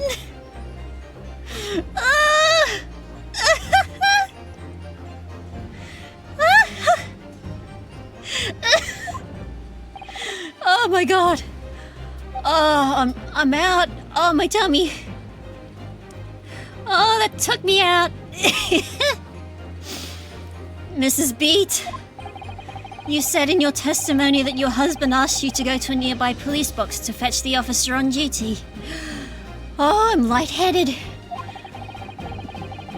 The 15 minutes that you were absent from the scene is the only opportunity anyone had to tamper with it. You're making it up. It's all nonsense. All lies. What about that Japanese man with the whiskers? I bet it was him. He did it. Objection! If that was true, Constable Beat would have seen him do it. Oh. And forgive me for pointing it out, but when you dropped your bouquet, Mrs. Beat, it was after the defendant had fled the scene. Well. Objection! First you make accusations about the landlord and his wife, and now you incriminate a policeman as well. But your accusations lack one very important thing. You claim the crime scene was tampered with, but there is only one reason anyone would commit such a reckless crime. To hide something. That's right. He's right. But my husband and I just happened to be there. That's all. So why would we have anything to hide? It doesn't make sense. You have offered no motive for this alleged tampering. And until you do, your accusations are nothing but empty threats.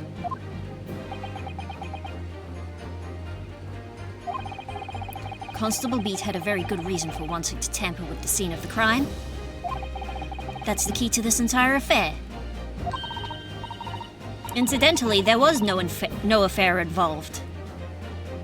Mr. Naruhodo, have you managed to solve this mystery? Counsel, you've made a very serious accusation against a London police officer. If you are mistaken, I'm sure I need not point out that your reputation as a lawyer will be irrevocably damaged. With that stark warning in mind, you will now explain to the court the motive for this alleged tampering. Yes, my lord.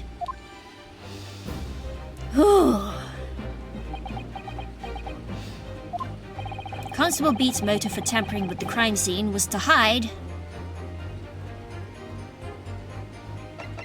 where the victim fell.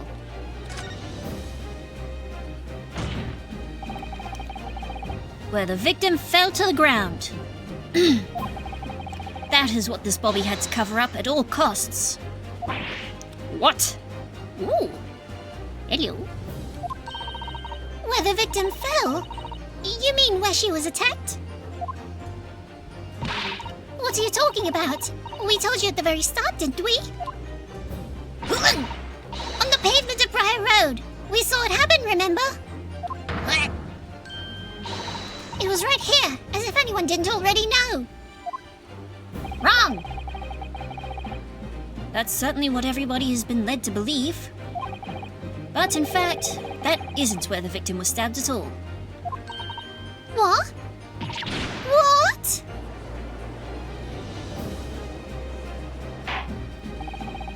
I'm beginning to wonder where this tumultuous trial will end, Counsel. If that's your assertion, then the court is dying to know, my Nipponese friend. Where are you proposing that the crime actually took place that evening? Oh, that is easy. Over here. Take that! But that's on the opposite side of the road. I don't understand. On the evening in question, Mr. Garadeb's book fell directly down from the open window above. And your bouquet, Mrs. Beat, never moved at all. What did move was the scene of the crime itself. Good gracious! Objection! Perhaps you haven't been listening to the ample testimony the court has heard. But these witnesses both saw the moment the attack took place. That's right. I saw it. With my own eyes. It was 5 o'clock in the evening and already dark. There was the typical London fog on the ground. When you saw the incident unfold and ran to the victim's aid. That was actually on the west side of Briar Road. No, that's not true. It can't have been. Constable Beat then arranged for you to be absent for a while by sending you for help. And during the 15 minutes you were away, he transplanted the crime scene. He moved all the things shown in this print, the victim herself, the 4 books. He moved everything, in fact, to the pavement on the east side of Briar Road. Extraordinary! But the constable overlooked one thing. What? What did he overlook? The bouquet, I presume. Exactly. The prosecution told the court just a few minutes ago about the discovery of the rose bouquet. Lord Van Zeek said it wasn't noticed until the morning as it lay where the street lamps cast no light. Yes, it couldn't be seen in the dark, obviously. Which is why it was only the bouquet that was found in its original position on the pavement on the west side of Briar Road.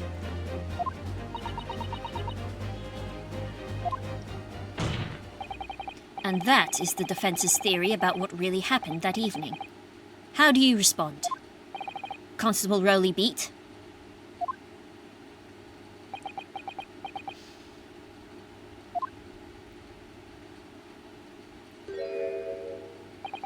Well, I'm very sorry. I didn't mean to nod off again, but I haven't slept properly in a month. Did I miss anything important? Oh, Rowley, It isn't true, is it? What that lawyer said is all lies, isn't it? I know it is, because you're the most upstanding righteous man I know. Upstanding and standing asleep? I had a dream. A terrible dream. All the things I did that night. Everything come out. Everything exposed. Everything come out? Like, the truth come out? Does Bruno Mars is gay?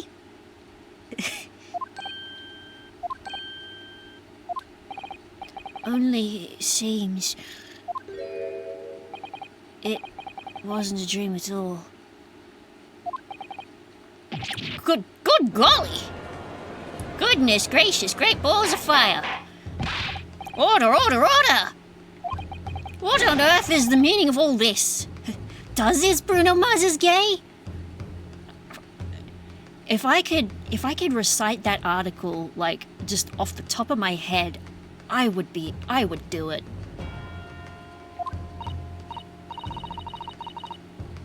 Oh, Rolly, why? Why would you do something like this? Moving a corpse is a criminal offense, isn't it? She's not dead! Wishing the victim dead should be one too. Constable, explain yourself. Why would you do this? As a respected member of Scotland Yard, your duty is to protect the good people of London town. I can't say, sir. What? I really am ever so sorry about all this. For damaging the Yard's reputation. For everything.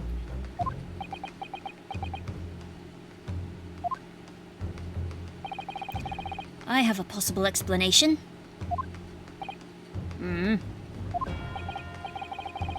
For why, on that particular evening, Constable Beat felt compelled to move the scene of the crime.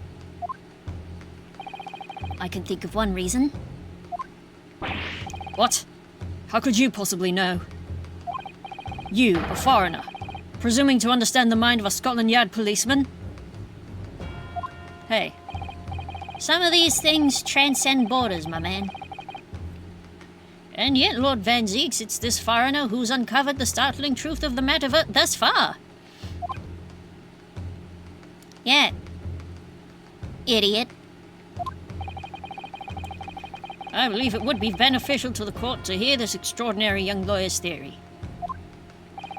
Counsel for the defense, if you please. Yes, my lord. Now then, I think you'd better show some evidence. At once, my lord. England, Japan, it makes no difference where you come from. Human emotions are the same. And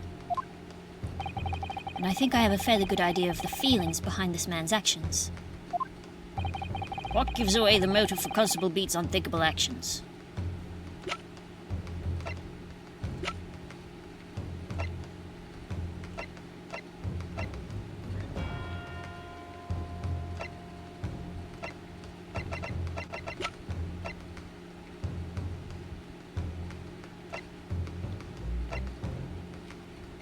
Take that! The rose. We've been hearing about it this whole time, about their anniversary. It's their first. I realize that I'm a foreigner in this land, and I've only just arrived from Japan. Which is why all this information about London's so-called bobbies is completely new to me.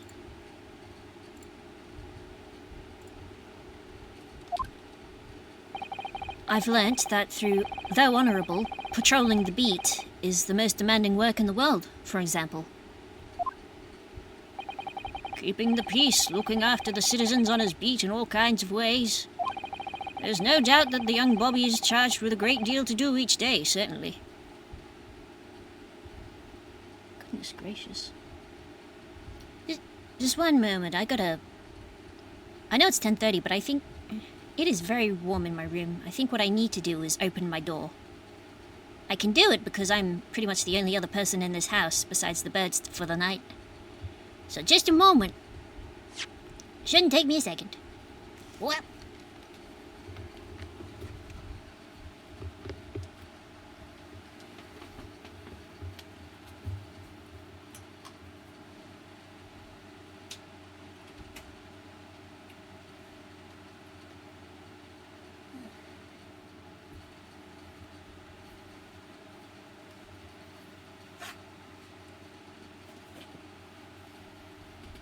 Try to get A. Try to get a sense of airflow through here. It was getting stuffy. Alright. Then I put my late evening lamp on. Welcome back, thank you. But for Constable Beat, the day in question was special. Special? How?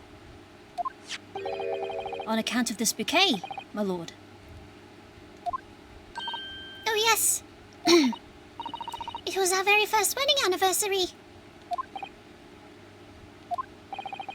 Constable Beat had worked so hard to be able to afford this simple gift for his wife, and was so looking forward to taking her out for a celebratory meal. When he and Mrs. Beat stumbled upon a crime along Briar Road. That's right. When he saw that shadowy figure through the fog collapse on the pavement ahead of them. What must have gone through the man's mind?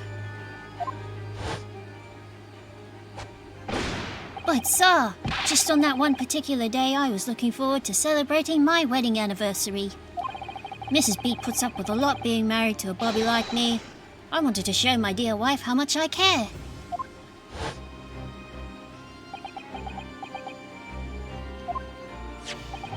This is the warrant card that Constable Beat offered to lend to me earlier.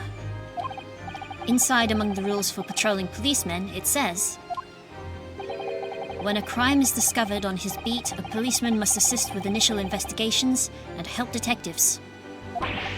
Aha! Constable Beat, is that or is that not the reason why you moved the whole scene of the crime that day?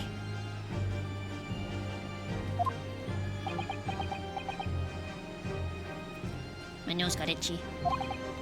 Yes.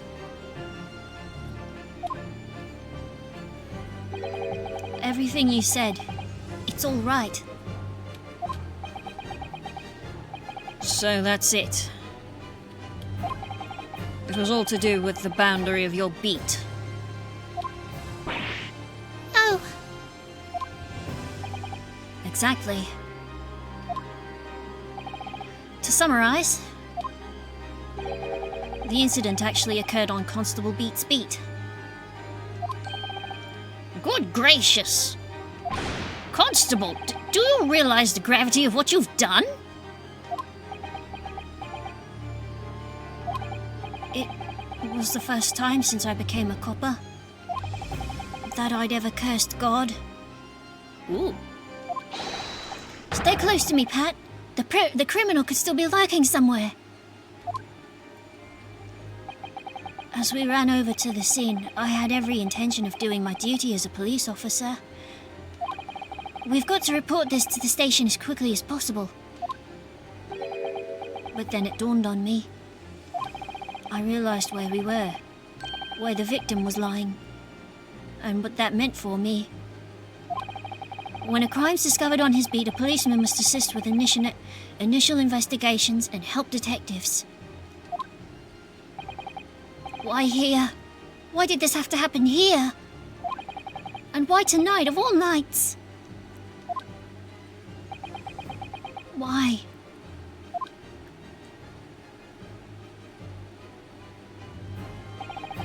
It's a copper's job to guard the scene of the crime, so I told Pat she'd have to go to the nearest police box and fetch whoever was on duty there. It was then when I opened my mouth to speak It just came out. I couldn't believe the words that were coming out of my own mouth. This is the next beat to mine, Pat. So you'll have to go to the police box that covers it.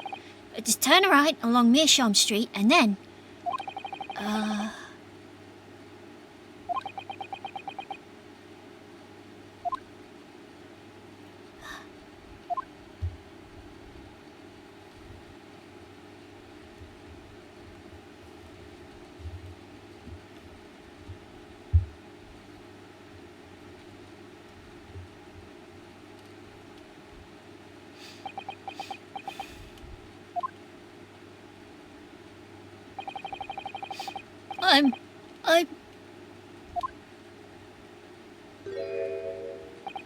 I'm sorry.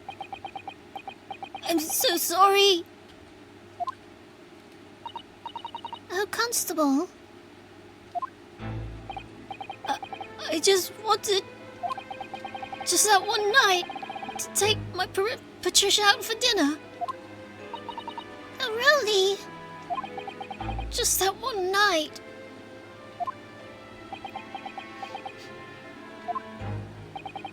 You knew that if the incident was on your beat, your evening of celebration would be ruined. And so you decided to move the entire crime scene outside your jurisdiction. Just across the street to the east pavement of Briar Road, which falls under the neighboring beat's care.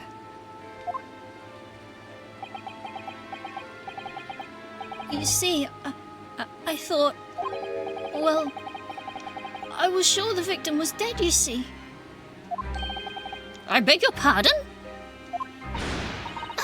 Of course he did. Otherwise, Maroli would never have left the poor woman on the freezing cold pavement. Well, he kinda did anyway. I see your meaning now. But God got me back for my sins, didn't he? That's why I missed the rose I bought for Pat. Oh no, Rowley, that was all my fault. I should never have dropped it in such a dark place. I'm so sorry, Rowley.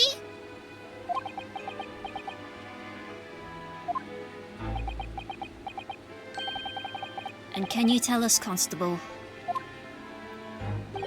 how many books did you move from the one side of the road to the other in total? 4 it was. Yes, sir. Definitely 4. 3 of them dropped by Mr. Natsume, and the 4th being the one that fell from the window upstairs in the Garadeb household, of course. But what made you place that book in the victim's hand? When all the others were scattered haphazardly around, I mean. Oh, well, sir, that's because that's how I found it. How you found it? What do you mean? When we first ran over to the scene, the victim was already holding the book. So when I moved everything, I made sure it was still in her hand. You're sure it was this book, The Lion's Pride, that the victim was holding? Oh, yes, sir. No doubt about it, sir.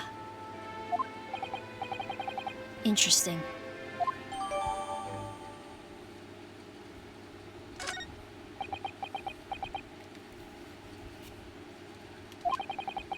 I thought it was an open and shut case at the time, you see.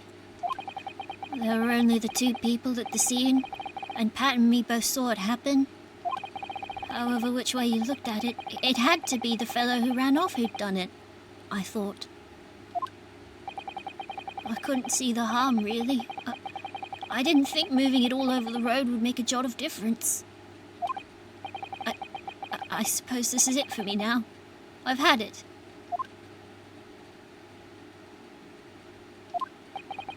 My lord.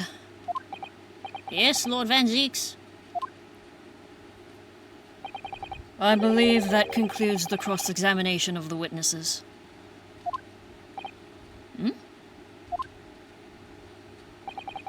Constable, you may withdraw. Yes, sir. prosecutor, sir. What will become of my Rolly? What will happen to him? For now, you are free to go home. The police will contact you in due course. Please, don't punish my husband. This is all my fault. It's because I'm always moaning at him for coming home late.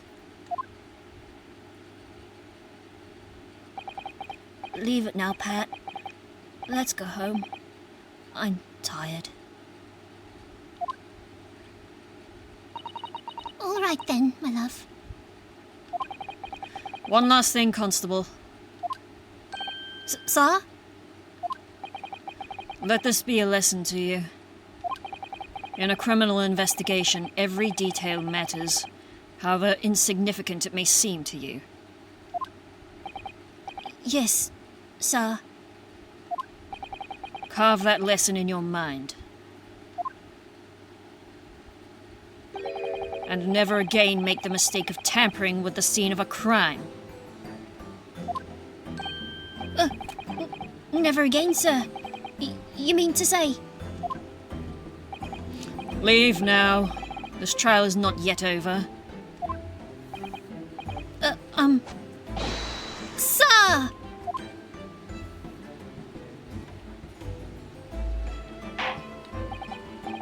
Well, quite the startling revelation, I must say.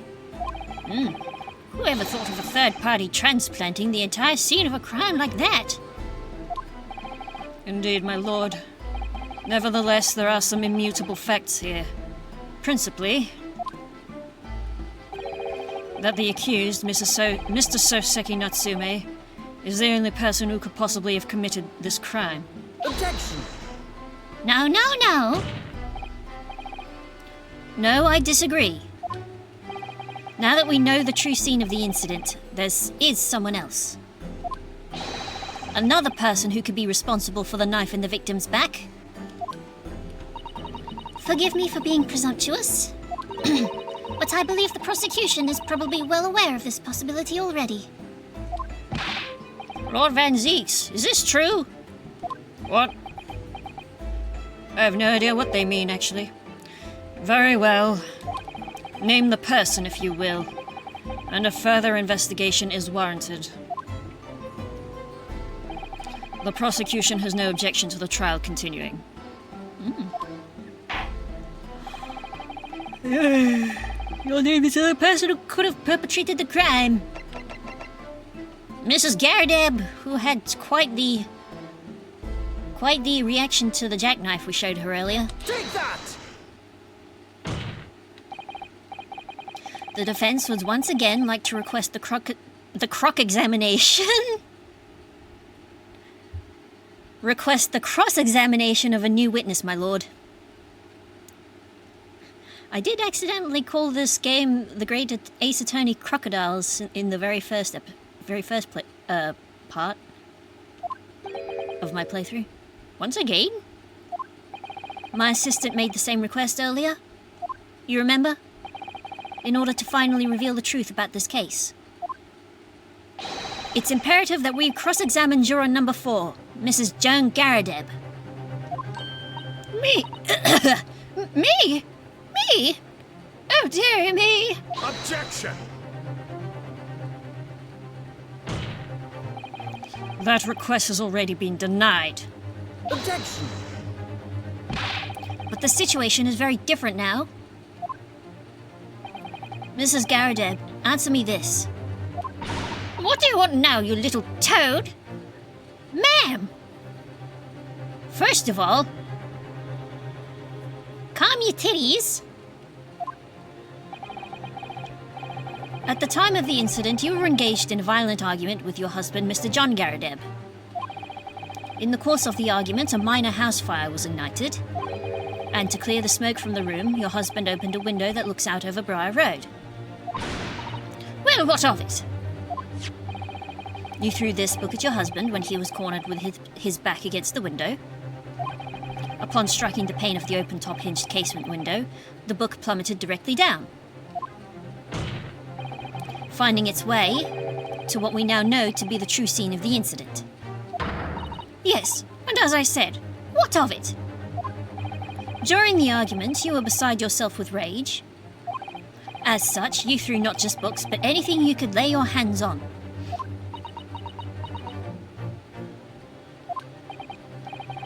So, let me ask you one more time, Mrs. Garadeb. This knife, the one removed from the victim's back. Have you really never laid eyes on it before? Oh!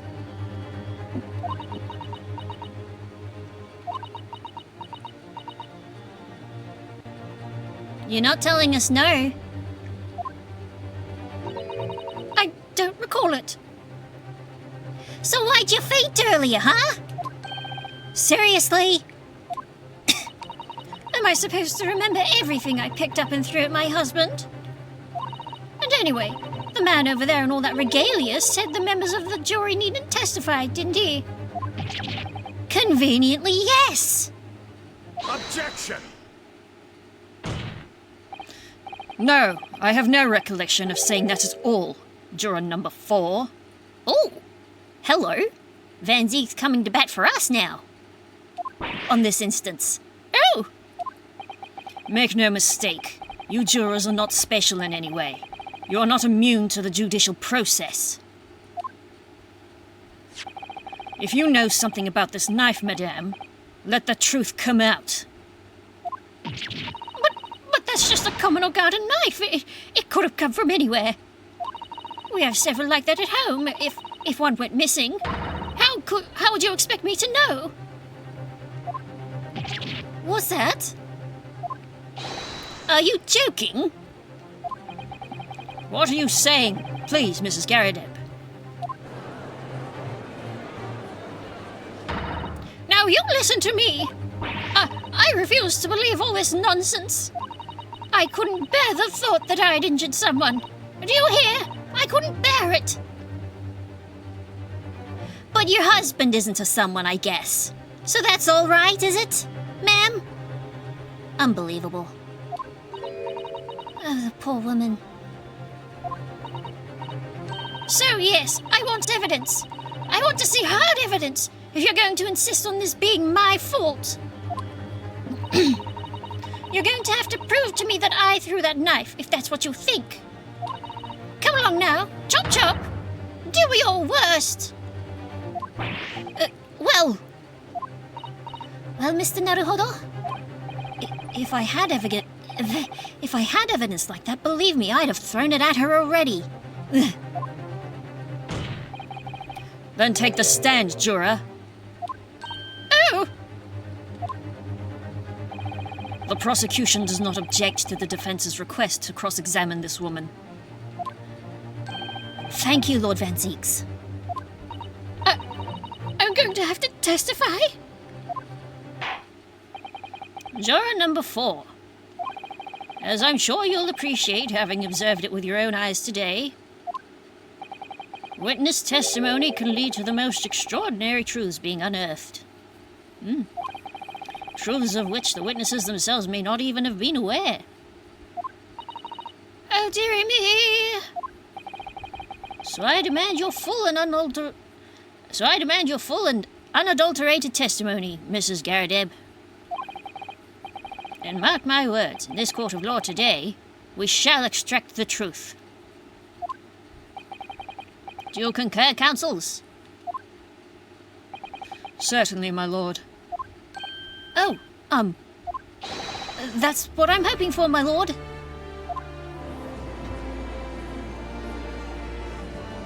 Ooh. Listen to that music. This is such a strange feeling. For the first time since arriving in this country, it actually feels real.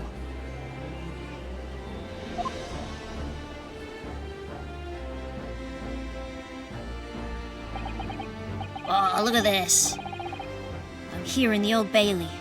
And I'm a lawyer. For real this time.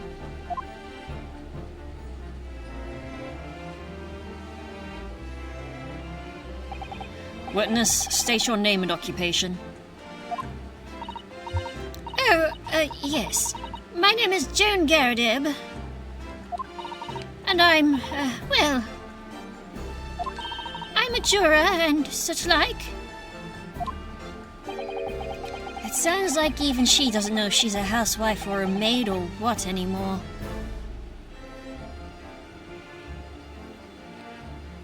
I spilled my drink a little. No.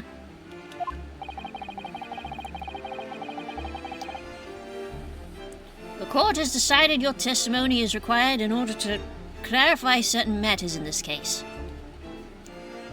I didn't really spill it, I don't think. Do you understand, madam? Yes, my lord. You'll tell the court everything that took place in your household on the evening in question. Oh, what is that? That's a bug. On my screen. Get off my screen.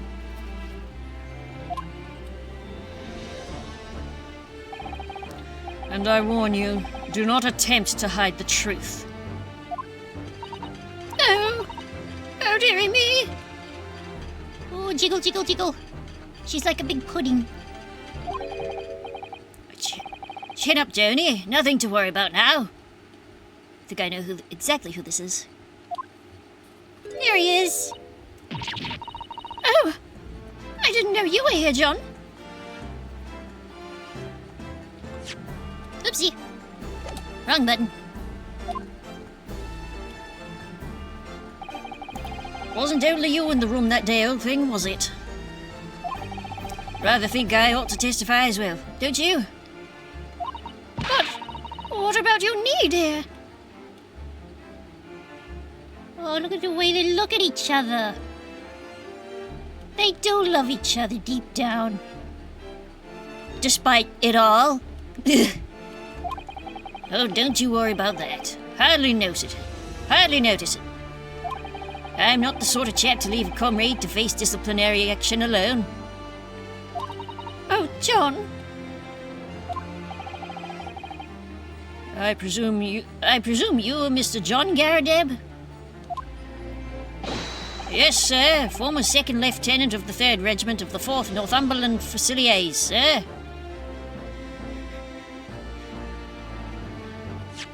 Wait, where's the button for hide the... Oh, which is the button for hide the UI? Because I want to look at...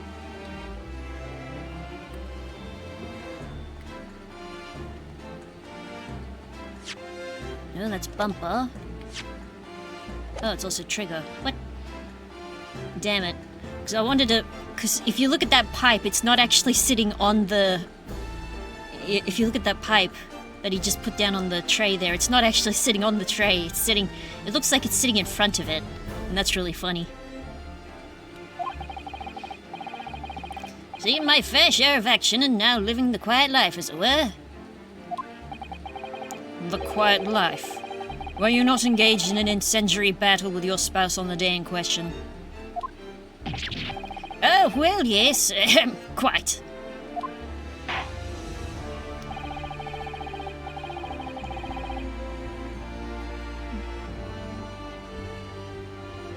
I believe this may represent a first in the proud history of the British court.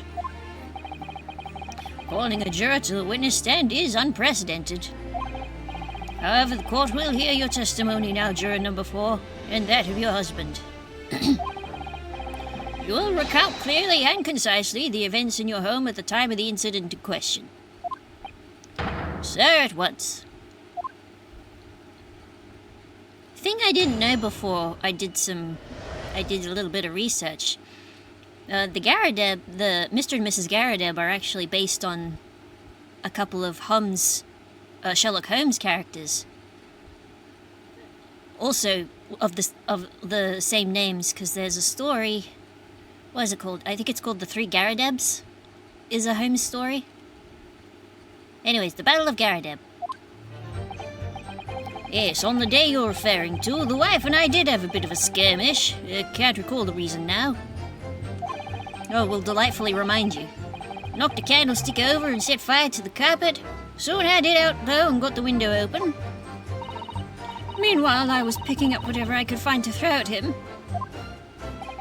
Plenty of knives around our place. Can't say I notice if one or two went missing, I'm afraid. If that bally thing in the victim's back really was one of ours, you'll have a job proving it, I think.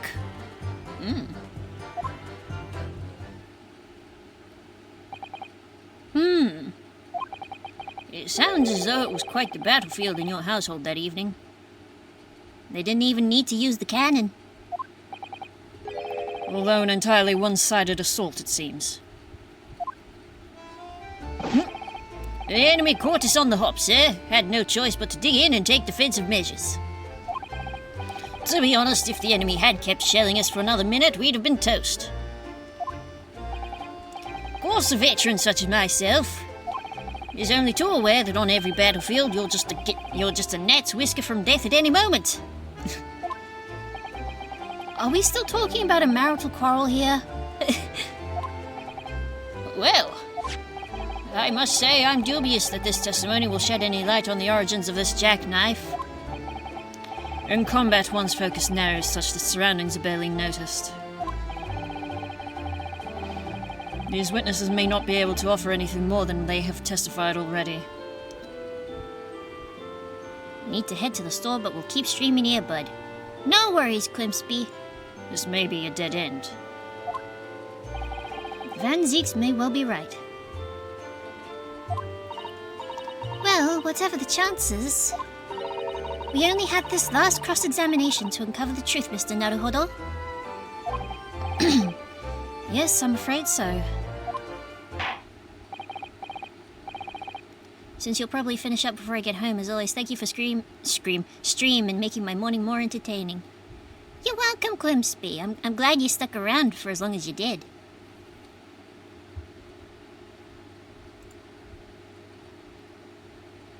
Yippee! Very well, counsel. Begin your cross-examination.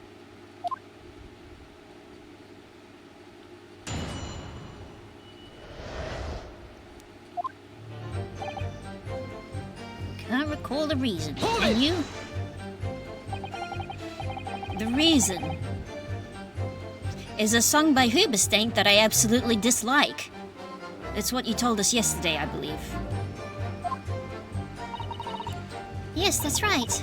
If I remember correctly, it all started because of a note that was tucked into the pages of a book belonging to Mr. Garadeb.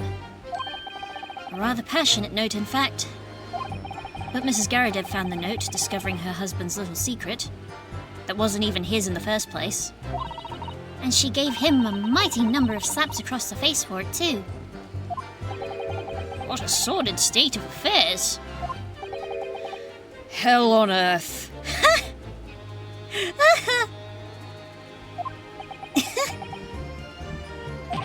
I say, when a chap says he can't recall such things, it's common decency not to drag it all up. Sir, you are in a court of law. Dragging things to the surface is what court is about. Besides, half of it was wide of the mark anyway. Oh, I could go for a nice cup of tea. A likely story. Maybe after this, I'll brew myself a nice Earl Grey. These waters run very deep. And what transpired next after these multiple blows to the face? Knocked a candlestick, Set fire to the carpet, got the window open though. And the fire also spread to some items of furniture, didn't it? A bookcase, my armchair, anything of mine really. Just so happens there was some bathwater around that evening, so I sloshed that about to put it out. A most precarious situation you put yourself in. Ours is a 3-story townhouse on the west side of the street where the water main isn't connected yet. Oh no. You have to draw water from a public water pump during the day if you need any, you see. Thank goodness for modern internal plumbing.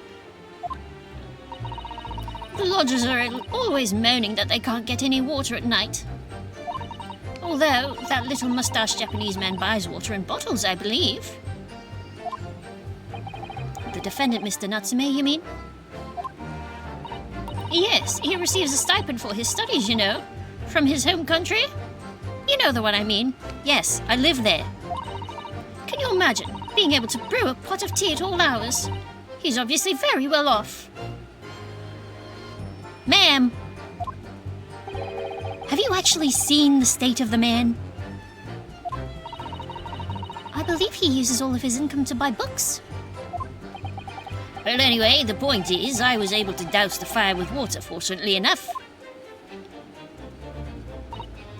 Picking up whatever I could find to throw at him. Even though the room was on fire. As far as I was concerned at the time, it was more important to extinguish my anger than the flames. When a woman wants to throw, she must throw. Once again, as a non-gender left beef, I can't attest against or for whatever she says. That is most certainly not true of a suicidal takedown, Mr. Naruhodo. How did she know I was thinking that? So, please cast your mind back and try to remember. Was a knife among the items that you threw at your husband that day? In all honesty, I don't recall. But I feel I must point out that I'm no monster. Let me see. Some bread, a cabbage, garlic, a towel, and a sponge. By Jupiter! A napkin. By Jupiter! Mr. Garadib, what's up? Excuse me! What's crack-a-lackin', my man? Do you have something to add, sir?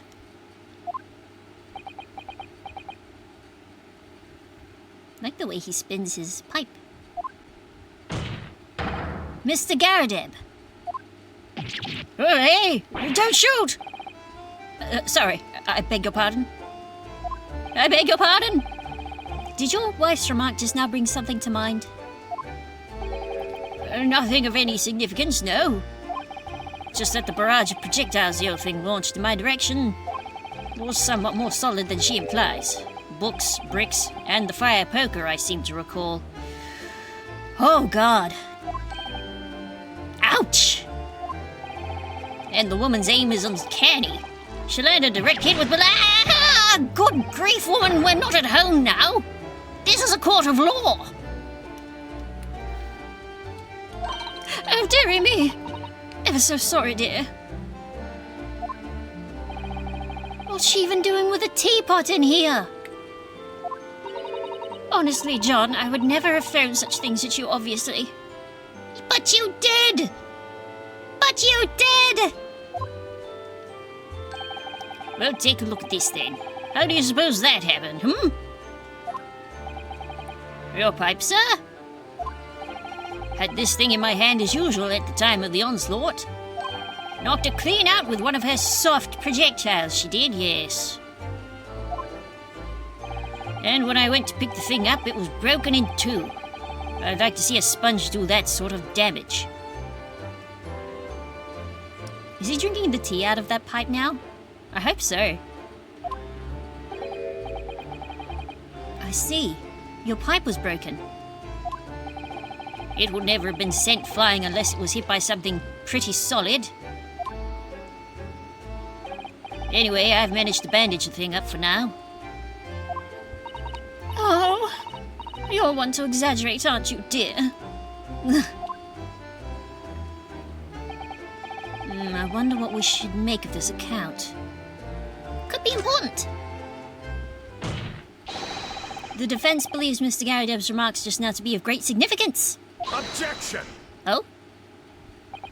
This war veteran's words only tell us one thing. Betray a fiery wife, and pipes, as well as hearts, may be broken.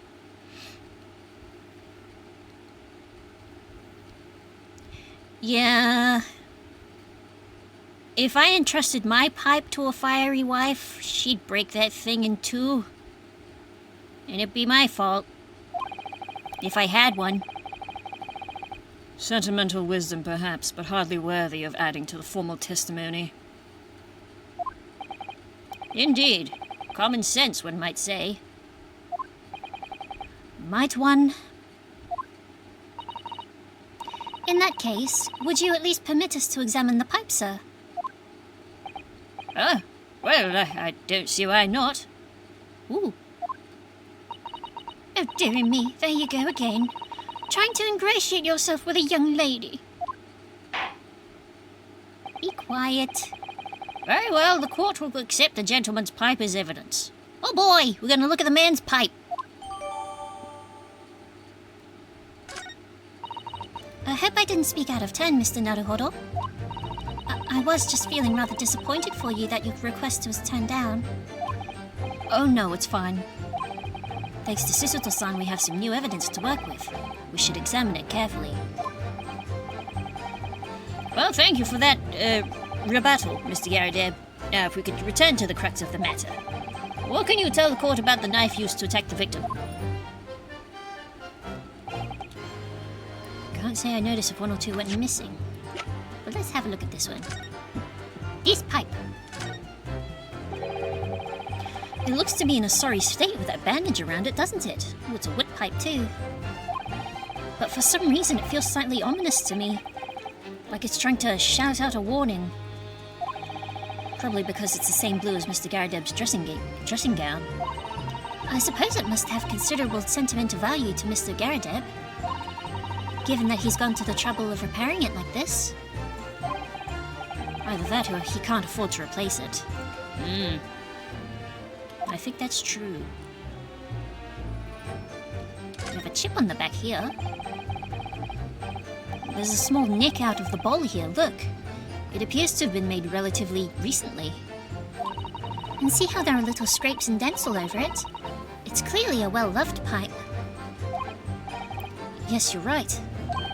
It seems to me recently that being well-loved goes hand in hand with getting some battle scars. To be loved is to be changed, my man. This particular nick is catching my eye, though, because it's clearly new. Ooh! What's this?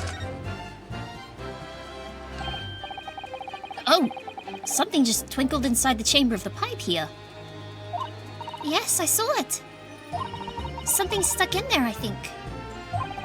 Let's turn it over and give it a shake. What is this? It's a tiny fragment of metal. It looks like the tip of a blade or something. Uh-huh! The tip of a blade? Surely it couldn't be.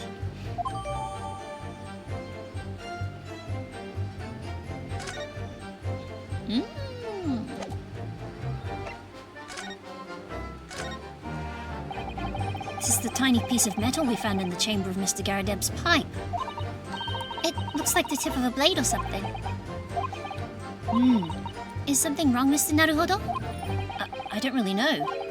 There's just something niggling at me, but I can't quite put my finger on what it is. Perhaps in that case, it would be wise to examine some of the other pieces of evidence again. Yes, I know exactly what to do here.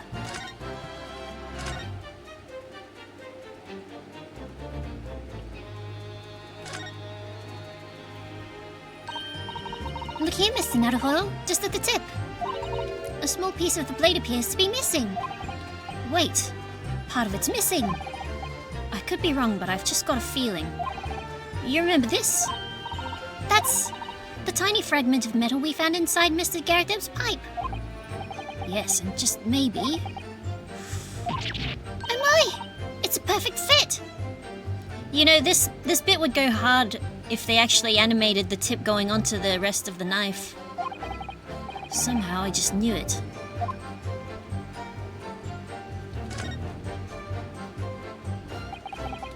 Who would have thought that the tiny piece of metal we found in Mr. Garadeb's pipe would be a perfect fit for the missing tip of the knife from the victim's back? It's extraordinary, isn't it? And fills me with a sense of awe. Ah, no, awe. Awe. It's surely proof that miracles really can happen. The miracle happened. Yes, a more miraculous proof I couldn't ask for. Alrighty. that belly thing in the victim's back really was one of ours, you'll have a job proving it, I think. I think we have our thing. Objection! Here we go. Mr. Garadeb, could I ask you to take a good look at this, please? You can ask, but I can't see a belly thing. It's all the way over there. My sight's not what it used to be. You can't? You used to call me Dead-Eyed Deb back in the regiment, of course, but that was some time ago now. Even when I'm trying to enjoy a large print book by the fire these days, I struggle to tell a B from a D and a P from a Q, to be honest. Oh, poor man can't afford even a monocle. Oh, he does. Dear me, it's rather wearing being asked about every other letter and every other word. You must be very dizzy. What is that? A tiny scrap of metal? Yes, almost certainly from the tip of a blade. And what may appear at first to be just a tiny scrap is in fact a crucial piece of evidence. Interesting. And where did the defense come by this evidence? It was lodged in the chamber of Mr. Garadeb's pipe. My pipe, you say? By Jove, I wonder how that got there. And what precisely does this fragment of metal signify, Counsel? Are you suggesting it is in some way related to the matter of the stabbing on Briar Road? Yeah. Slip. I am. What? When put together with another piece of evidence already in the court record, ow, I bit my tongue. I believe this tiny fragment of metal will unravel the whole truth of this case, my lord. Oh my goodness! Mr. Garadeb's behind! The back of his robe was burnt. You appear rather confident in that extraordinary statement, Counsel. Very well then, present the pertinent evidence to the court. What is it? The jackknife! Take that! This is the knife that was found in the victim's back. If you look closely, you'll see that there's a small piece at the tip of the blade that's missing. A common issue with the inferior blades sold at unsavory street markets. Criminals who use them regularly leave the tips lodged in their victims' bones. And what of this particular knife? No doubt its tip has suffered a similar fate now, languishing somewhere near the spine of the victim. Objection! Not so. No, that's not the case. The tip of this particular knife's blade is the very fragment of metal we discovered in the chamber of Mr. Garadeb's pipe. Oh! Ah! Good grief! Yada yada! Lord Van Zeeks! I don't believe it. Ah, my lung! It's collapsed! The knife from the crime scene and this fragment of metal.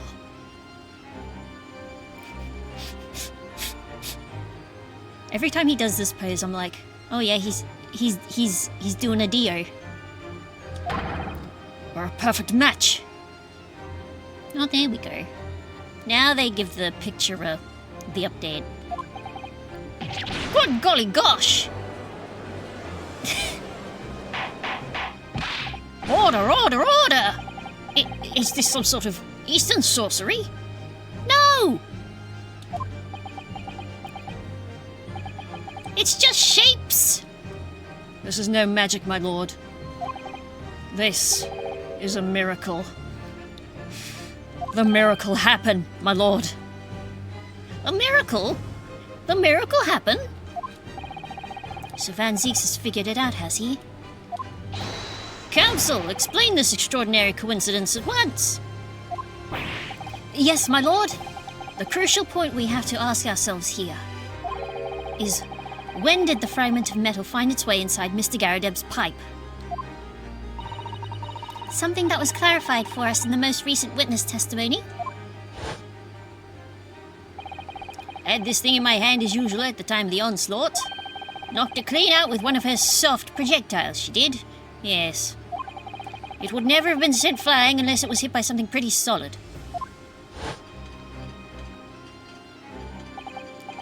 Oh, dearie me. During the argument between these two, which occurred just as the victim was on the pavement below... excuse me. Mrs. Garadeb flung this knife at her husband. However, the knife missed Mr. Garadeb, instead striking the pipe in his hand at the time, Which caused the tip to break off. Of course. Good lord! Yes, and that is when the tiny tip of the blade found its way inside Mr. Garadeb's pipe. You know, Mr. Garadeb is very lucky that fragment of blade was just too big for the pipe's thing. Straw bit. Otherwise he would have drunk it. The chances of that are 1,000,000 to 1! Are they? And yet there's no other credible explanation for how the tip of the blade ended up in your pipe. Then, after losing its tip, the knife ricocheted off the pipe and flew out of the open window.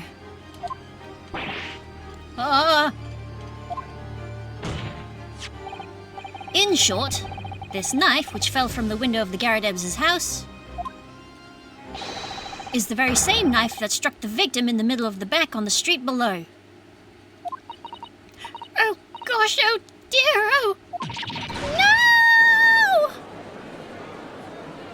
no! Objection! Now what?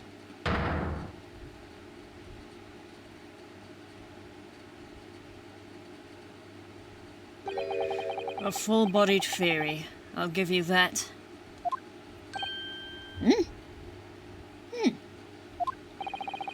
A complex bouquet of seemingly trivial points, plausibly arranged to create an almost passable vintage. Allow me to toast my learned friend's characteristically Nipponese approach to bottling his argument. Sorry? But after all, it is just theory. The bottle, I fear, is corked. Because you see, But it's spoilt by an insurmountable inconsistency. An insurmountable... dead. Lord Van Zieks, explain yourself.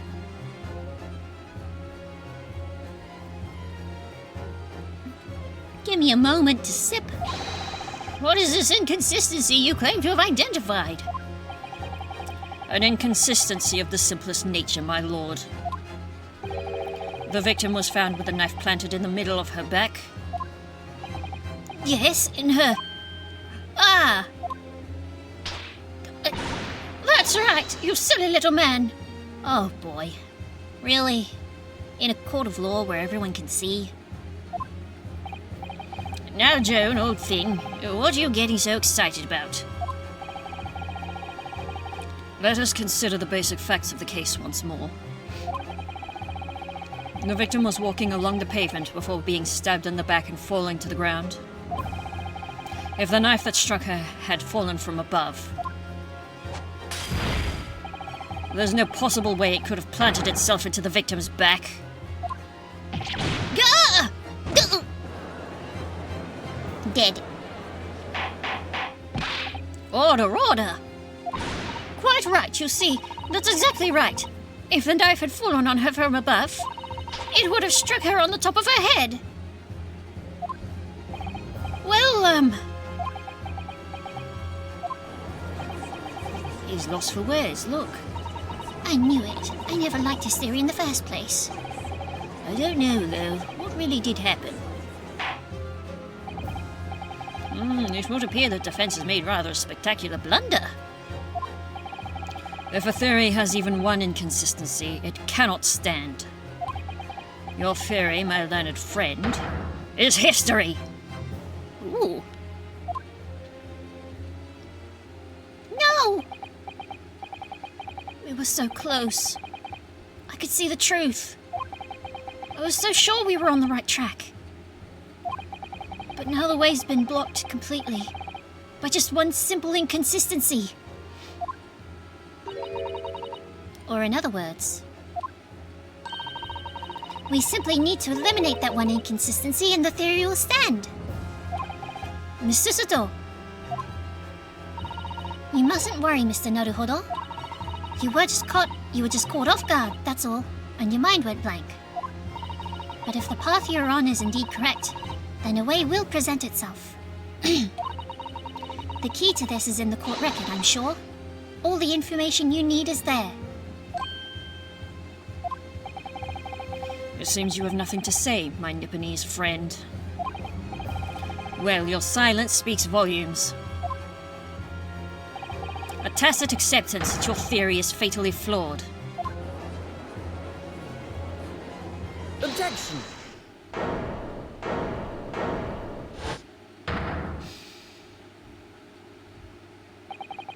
this inconsistency doesn't mean I was on the wrong track.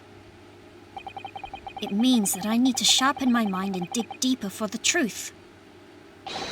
It's a test. Yes. If the knife fell on the victim from above, there's no way that it could have hit her in the middle of her back. Under normal circumstances, that is. What are you implying? Counsel? There is a piece of evidence in the court record that can explain this inconsistency. That can explain how the knife that fell from above could have pierced the victim's back. We already have the answer. Goodness! That's a madness. Surely this must be the last time. Counsel, present the evidence of which you speak. Okay. This is the last inconsistency. The final piece in the puzzle. If I can successfully make sense of this, the truth will be laid bare at last.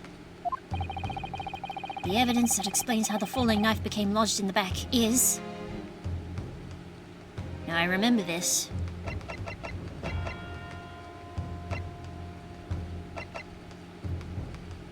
Take that!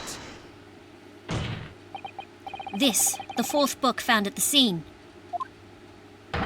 This is the final piece of evidence the defense will present. The burnt book. Is that not Mr. Garadeb's book? Yeah. Yes. And to understand its significance, we have to consider how it came to be at the scene in the first place. This photographic print clearly shows the book in question, and the victim holding it in her hand. But as we now know, it was the police constable that put the book between her fingers like that. Untrue. Well, not quite. It was already there, he said. That's true, however. As part of his testimony, Constable Beat made an extremely enlightening statement on that point. What made you place that book in the victim's hand? Oh, well, sir, that's because that's how I found it. When we first ran over to the scene, the victim was already holding the book. So when I moved everything, I made sure it was still in her hand. In other words, the victim had already picked the book up of her own volition. And clearly that must have been before she suffered the knife wound. Well, I should say so. After being attacked with a knife, I don't imagine she'd have been doing much of anything. So the question becomes, Why did the victim have that book in her hand? By Jingo! I think I'm beginning to see what may have happened now. Dearie me. We know that the book fell from the top floor of the Garadeb household onto the pavement below, at precisely the moment that the victim was walking past. Yes, at exactly that moment. The young woman was walking along the street in the light fog, when all of a sudden, a book fell right in front of her. The book I threw! Yes, Mrs. Garadeb. And what do you think the woman did? What would you do if you were walking along and suddenly a book landed in front of you on the pavement? Well, I really can't imagine it, but I suppose she might have reached down and picked the book up. Yes, that is exactly what the woman in fact did. She picked up the book. Oh, heavens! And when the woman reached down to pick the fallen book up, what position would her back have been in? That's right, facing the sky, completely and utterly defenseless. I will admit, this is a very cute illustration of Miss Olive. And then in the very next moment, while the woman was still bent over picking up the book,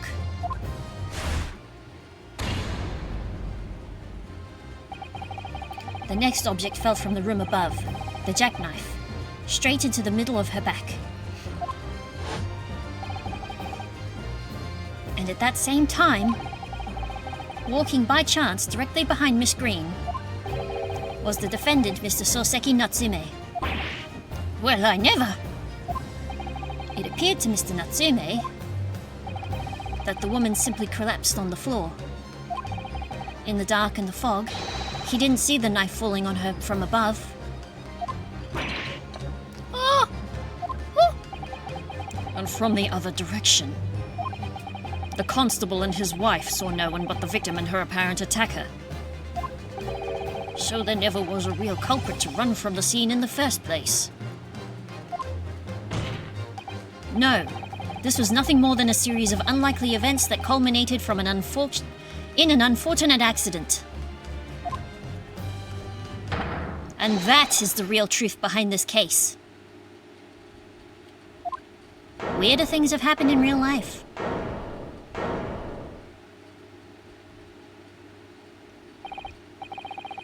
Well, Mr. and Mrs. Garadeb?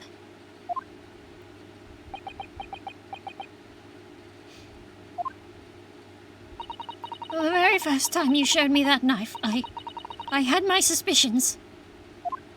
I wondered if perhaps it might have been something like that.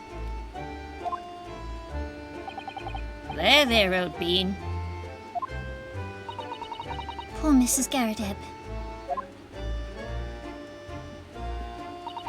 Of course, I never meant for anything of the sort to happen, but it was all my fault, wasn't it? Yes. I'm glad you can recognize that as such.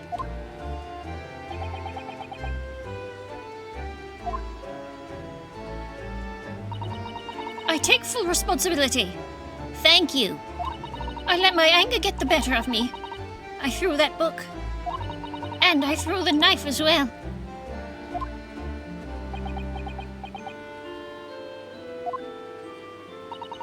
John, dear.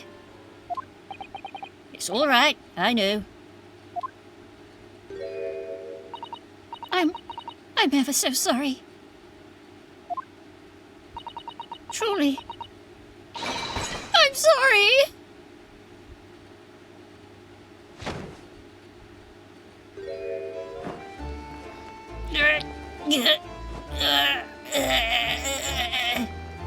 Oh, he's trying his best. Ugh.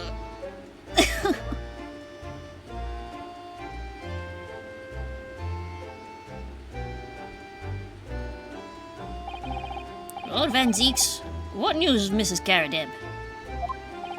She's been taken to the infirmary. It would appear that today's events had left her in an especially flustered state. However, I believe she will recover in due course. There's no cause for concern. Yes, unbeknownst to themselves, they caused what could easily have been a terrible tragedy. They shall have to prepare themselves for the consequences of their actions. There is some good news, however, my lord. I've just had word from the hospital where the victim is being treated. Her condition is improving steadily, and the doctor believes she will regain consciousness soon. It's strange. We've been talking about the victim all this time, but we've never once met her. How wonderful! The woman's out of danger, it seems. Yes, that is good news. So, Mr. Soseki Natsume?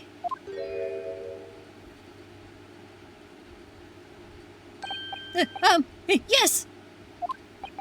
On behalf of my fellow countrymen, I would like to take this opportunity to beg your pardon, sir. You came from your distant eastern homeland to study our great British culture, and have been repaid with immeasurable unkindness. Please accept our heartfelt apologies.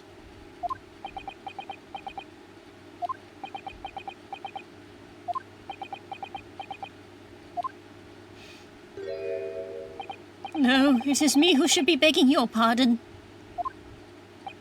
Oh no, Mr. Natsume. That evening, when the young woman just collapsed on the pavement before my eyes, I jumped to the wrong conclusion again in my confusion. What conclusion, sir? I was sure that the woman was dead. Yes, Constable Beat said the same thing, didn't he? He thought she'd been killed too. I suppose she must have looked completely lifeless. And I suppose people didn't know how to check for a pulse in 1899 yet.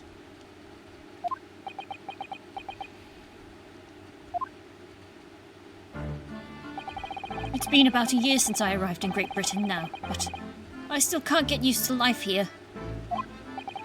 I can't relax. I'm sure there are evil spirits lurking in the fog, like they're haunting me. Poor Soseki-san. His imagination really has got the better of him.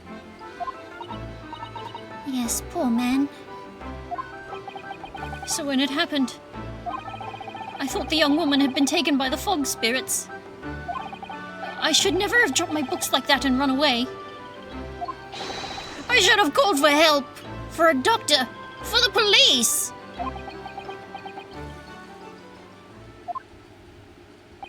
Instead, I've managed to create a rift in the relationship of trust between our two empires. And for that, I am truly sorry.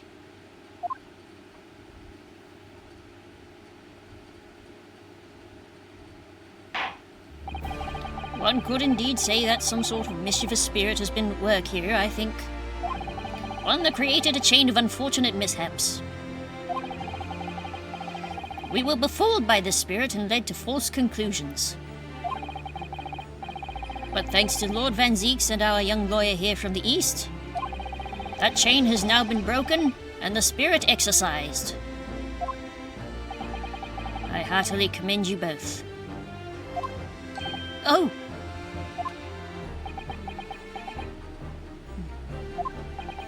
Now then, ladies and gentlemen of the jury. Yes, my lord. In concluding this trial, I must ask one last time for your decisions regarding the defendant's culpability. Are you ready to present your findings to the court? As the foreman of this jury, I can assure you we've reached a fair and just conclusion. I do declare the truth can be extremely cruel at times. Well, I didn't suspect the woman next to me, that's for sure. Sitting in for the old bean while she's out of action, you know, but I know what her decision would be. Ah. Does this mean I'll finally be able to get out of here and start work? Well, it's about time. I say, I'll have a corker of a story to tell the grandchildren when I get home, won't I? Very well, ladies and gentlemen of the jury. I hereby demand your final decisions. For Mr. Foreman? Not guilty. Not guilty. Not guilty. Not guilty. Not guilty. Not guilty.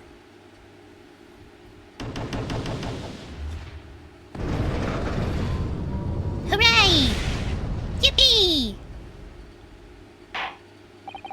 Very well, Mr. Soseki Natsume. I hereby pronounce you... Not guilty! Yay! Yippee! Woohoo! Yeah! Yippee! We did it! Yatta! And finally, Mr. Natsume. Oh, yes, Lord Sir. You are now a free man once more. It is my hope that you will continue to further your education in British culture. And may you never again be brought before me. Oh, yes, sir. Of course. On my life, I swear I'll never set foot in a courtroom again. I'm transported to tears. Aw.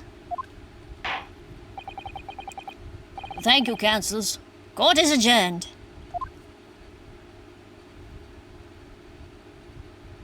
We did it. The 20th of February, 3:17 p.m. The Old Bailey. Antechamber. Oh, locum! Wait, you mean me? Of course! Is there another locum here? Is there even one? Compared to the original locum student, Mr. Naruhodo Esquire, your name has become rather short, hasn't it? What's wrong with using my actual name? Oh, at last! I'm free! I'm free! Joyful, joyous, jubilant, jubilation! Heady, hearty happiness! Hurrah! Oh, I'm pleased. Mr. Natsume is delighted. Would it be so hard just to say that then? Locum, you did it! You saved me from the brink! Well, what happened to the poor woman was in no way your fault after all. Yeah, you just got scared. I'm just glad everyone can see that now. No, not that! Lovely, loyal locum lawyer! Yes. I mean, as I said before, I've just never got used to life here in Great Britain. Every time I look over my shoulder, I see foreigners. I see towering brick buildings. And from high up windows, I see them looking down upon me, laughing. Look at that little hunchback. Oh dear. I'm sure it's all in your head, Mr. Natsume. Not a great thing to say, but anyway. But today, you locum lawyer gave my gloom the boot. You stood firm behind that baronial bench before all those babbling British. You battled to the bitter end, laying bare the baffling truth. And when I beheld the blinding fireworks among the beams of the Bailey's roof, I bellowed, "Behold the best barrister ever born!" Well, that's very flattering, and we are very pleased for you. This has given me a wonderful anecdote to recount to my old friends back in Japan. An anecdote? Is that what's to become of all my hard work? Oh, there you are, my dear fellows. Oh, who's this? Oh, there you are. I apologize for keeping you waiting. I rose late this morning. So did I, but anyway, you're not special. Oh, Mr. Sholmes, what a pleasure to see you. I see I'm here not a moment too soon. The disaster's been averted, I'm glad to say. Oh?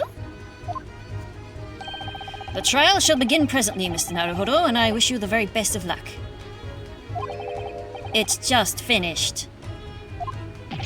What? No! Then my haste was in vain? How late did you rise, my dude? Ah! It's It's you! Herlock Sholmes! Oh, have we met, sir? This is Mr. Natsume, the man you had arrested, Mr. Sholmes. Oh, I see. I failed to recognize you at first. Our previous encounters have taken place in the gloom. Either of your bleak lodgings or that prison cell. I simply couldn't place that curious face in the light. Charming. This is all your fault, Herlock Sholmes. You're the reason I had to go through this terrible ordeal. I'm going to give you a piece of my mind. My apologies, sir, but I assure you I have placed you now. You're the fellow who abandoned that poor young lady and ran off, are you not? Ooh!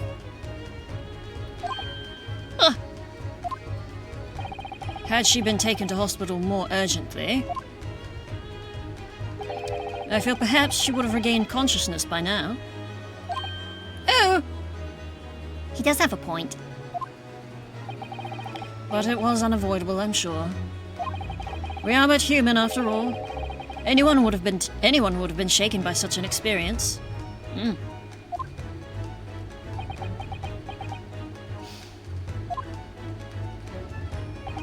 I do feel very badly about how I behaved. Well, never mind. Now then, what is it that you wanted to say to me, sir? Nothing. Oh, priceless.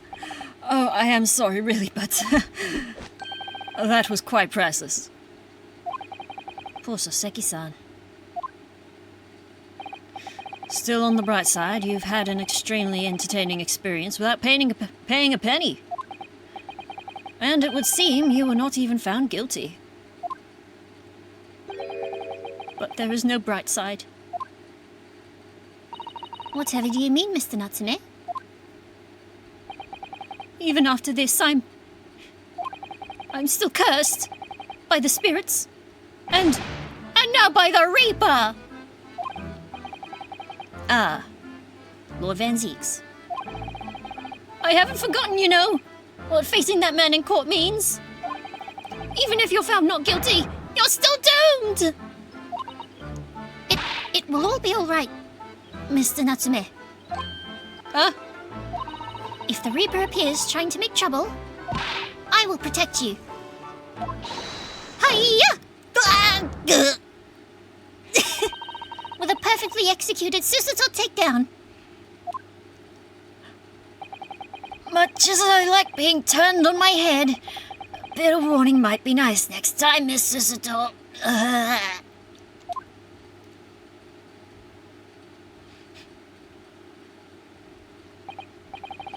Oh, so, Mr. Natsume, what do you intend to do now? You mentioned something about recounting your experiences to your friends back in Japan.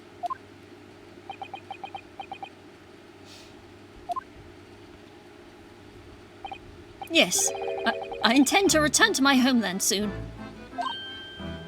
Oh! It has already been a year since I arrived here in Great Britain. I've visited universities, libraries, bookshops. I've been honoured with the tutelage of professors. I've learnt so much about the wealth of literature here and the city it has shaped. And I've come to realise that it is my calling to sail home and tell my fellow countrymen about it. That's very touching, Mr. Natsume. Or in perhaps less veiled terms, you wish to withdraw halfway around the world to escape the terror of the Reaper's curse. That's not it at all! The more I learn of literature, the more this strange feeling claws at my insides. I feel compelled to return to my roots and attempt to pen a work of my own. Oh, I see. A work of literature by Soseki-san. Could be an interesting read.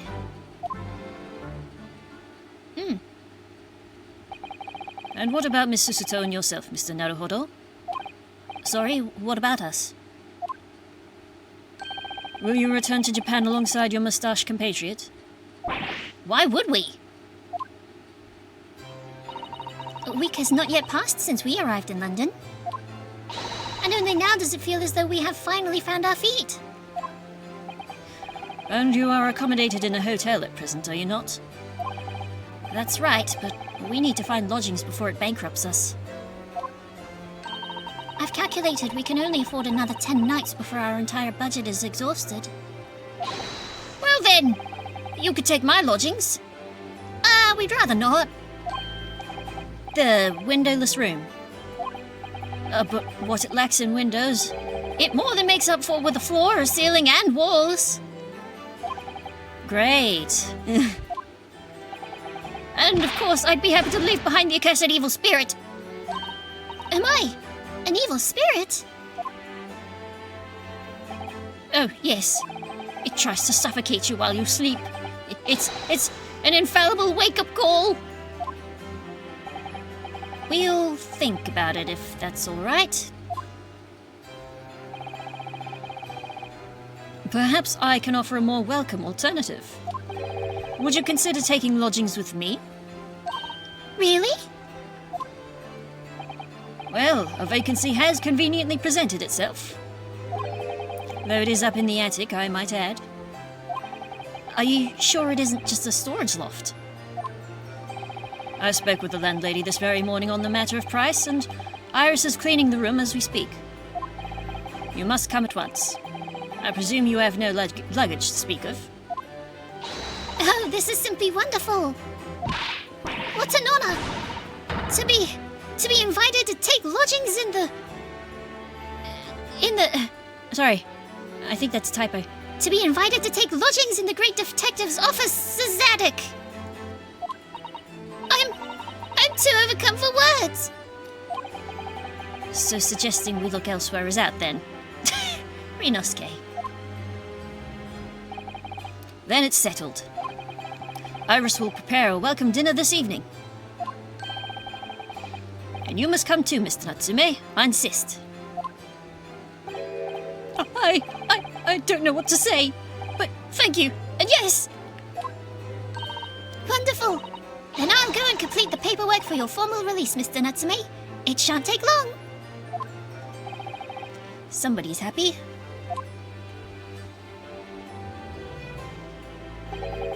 Locum? I knew that you wouldn't let me down. I'm truly delighted to have met you here in London.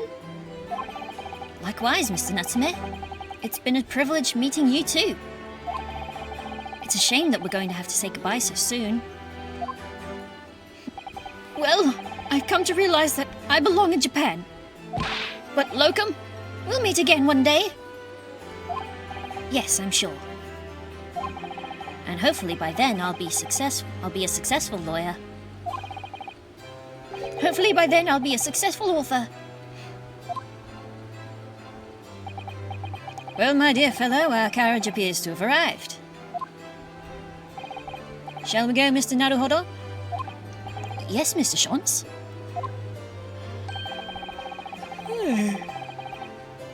I have little doubt Mr. Natsume will be released in time for dinner this evening. And so, with Soseki-san's innocence successfully established, we rode with Mr. Shantz to what was to become our new home, 221B Baker Street. 221B, rather. The attic. 4:41 p.m. The attic room. They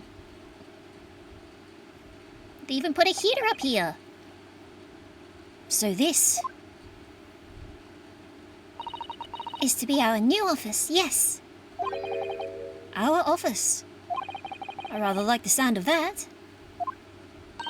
Me too. It's simply wonderful, isn't it? I hope you can see this, Kazuma. It's only a small step. But I'd like to think we're getting a little closer to your dream now. So, my dear fellows, do you like the place?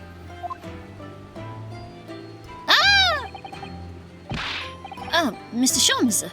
Yes, thank you so much. It's a delightful room, Mr. Shums. I simply adore it. Good. I'm pleased to hear it. Iris and I are delighted to welcome you. I hope everyone's hungry. It's nearly time for dinner. We'll eat as soon as Mr. Natsume arrives. We have a lot to celebrate. Iris, you must let me help you. All right then, Susie. You can be in charge of the salad. Splendid. Ooh, salad does sound nice. Or maybe I'm just thinking about carrots again, and celery. So, Mr. Naruhodo, how does it feel? To have your own office in the capital. It's very exciting, actually.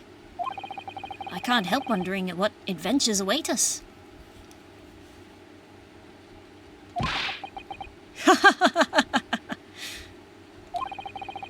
Those were precisely my sentiments when I first established my office at these premises.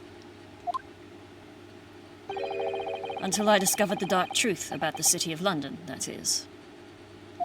Sorry? Hello? London is a glorious place full of wonder, opportunity, prosperity, and mirth.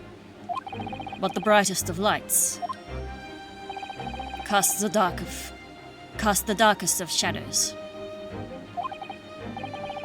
Shadows? What do you mean? Well, I believe you're well aware of the murkiness that lies behind London's facade already. So once again, Mr. Naruhodo,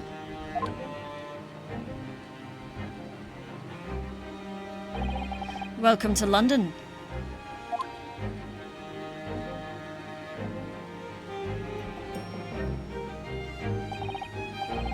Of course, at the time, I had no idea of the significance of those words Mr. Shum so casually spoke.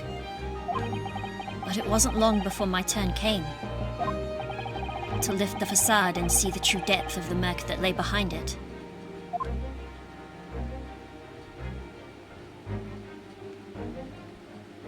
N.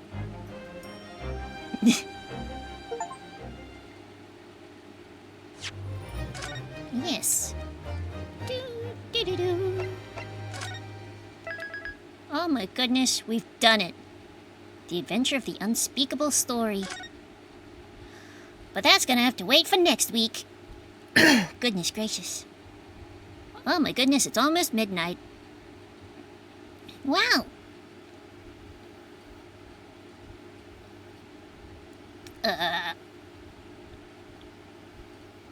That sure was an episode.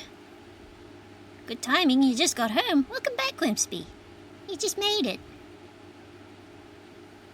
To me signing off for the night. Bad timing since I'm wrapping up, yes, this is true. But hey, Monday! I'll do something if I feel like it. No promises. Though I did get a new game that released this week that I might play. It's called Sushi Ben. The trailer looked really good and it was on sale. So I may play it. Yeah. For sure. Have good night, sleep well, yes. Everybody sleep well. Have a good time of the day. And I'll see you on Monday if it happens. Good night, everyone. Take care and get some good rest. I will do my best. Alright, good night, everyone. Pew pew pew pew pew pew pew.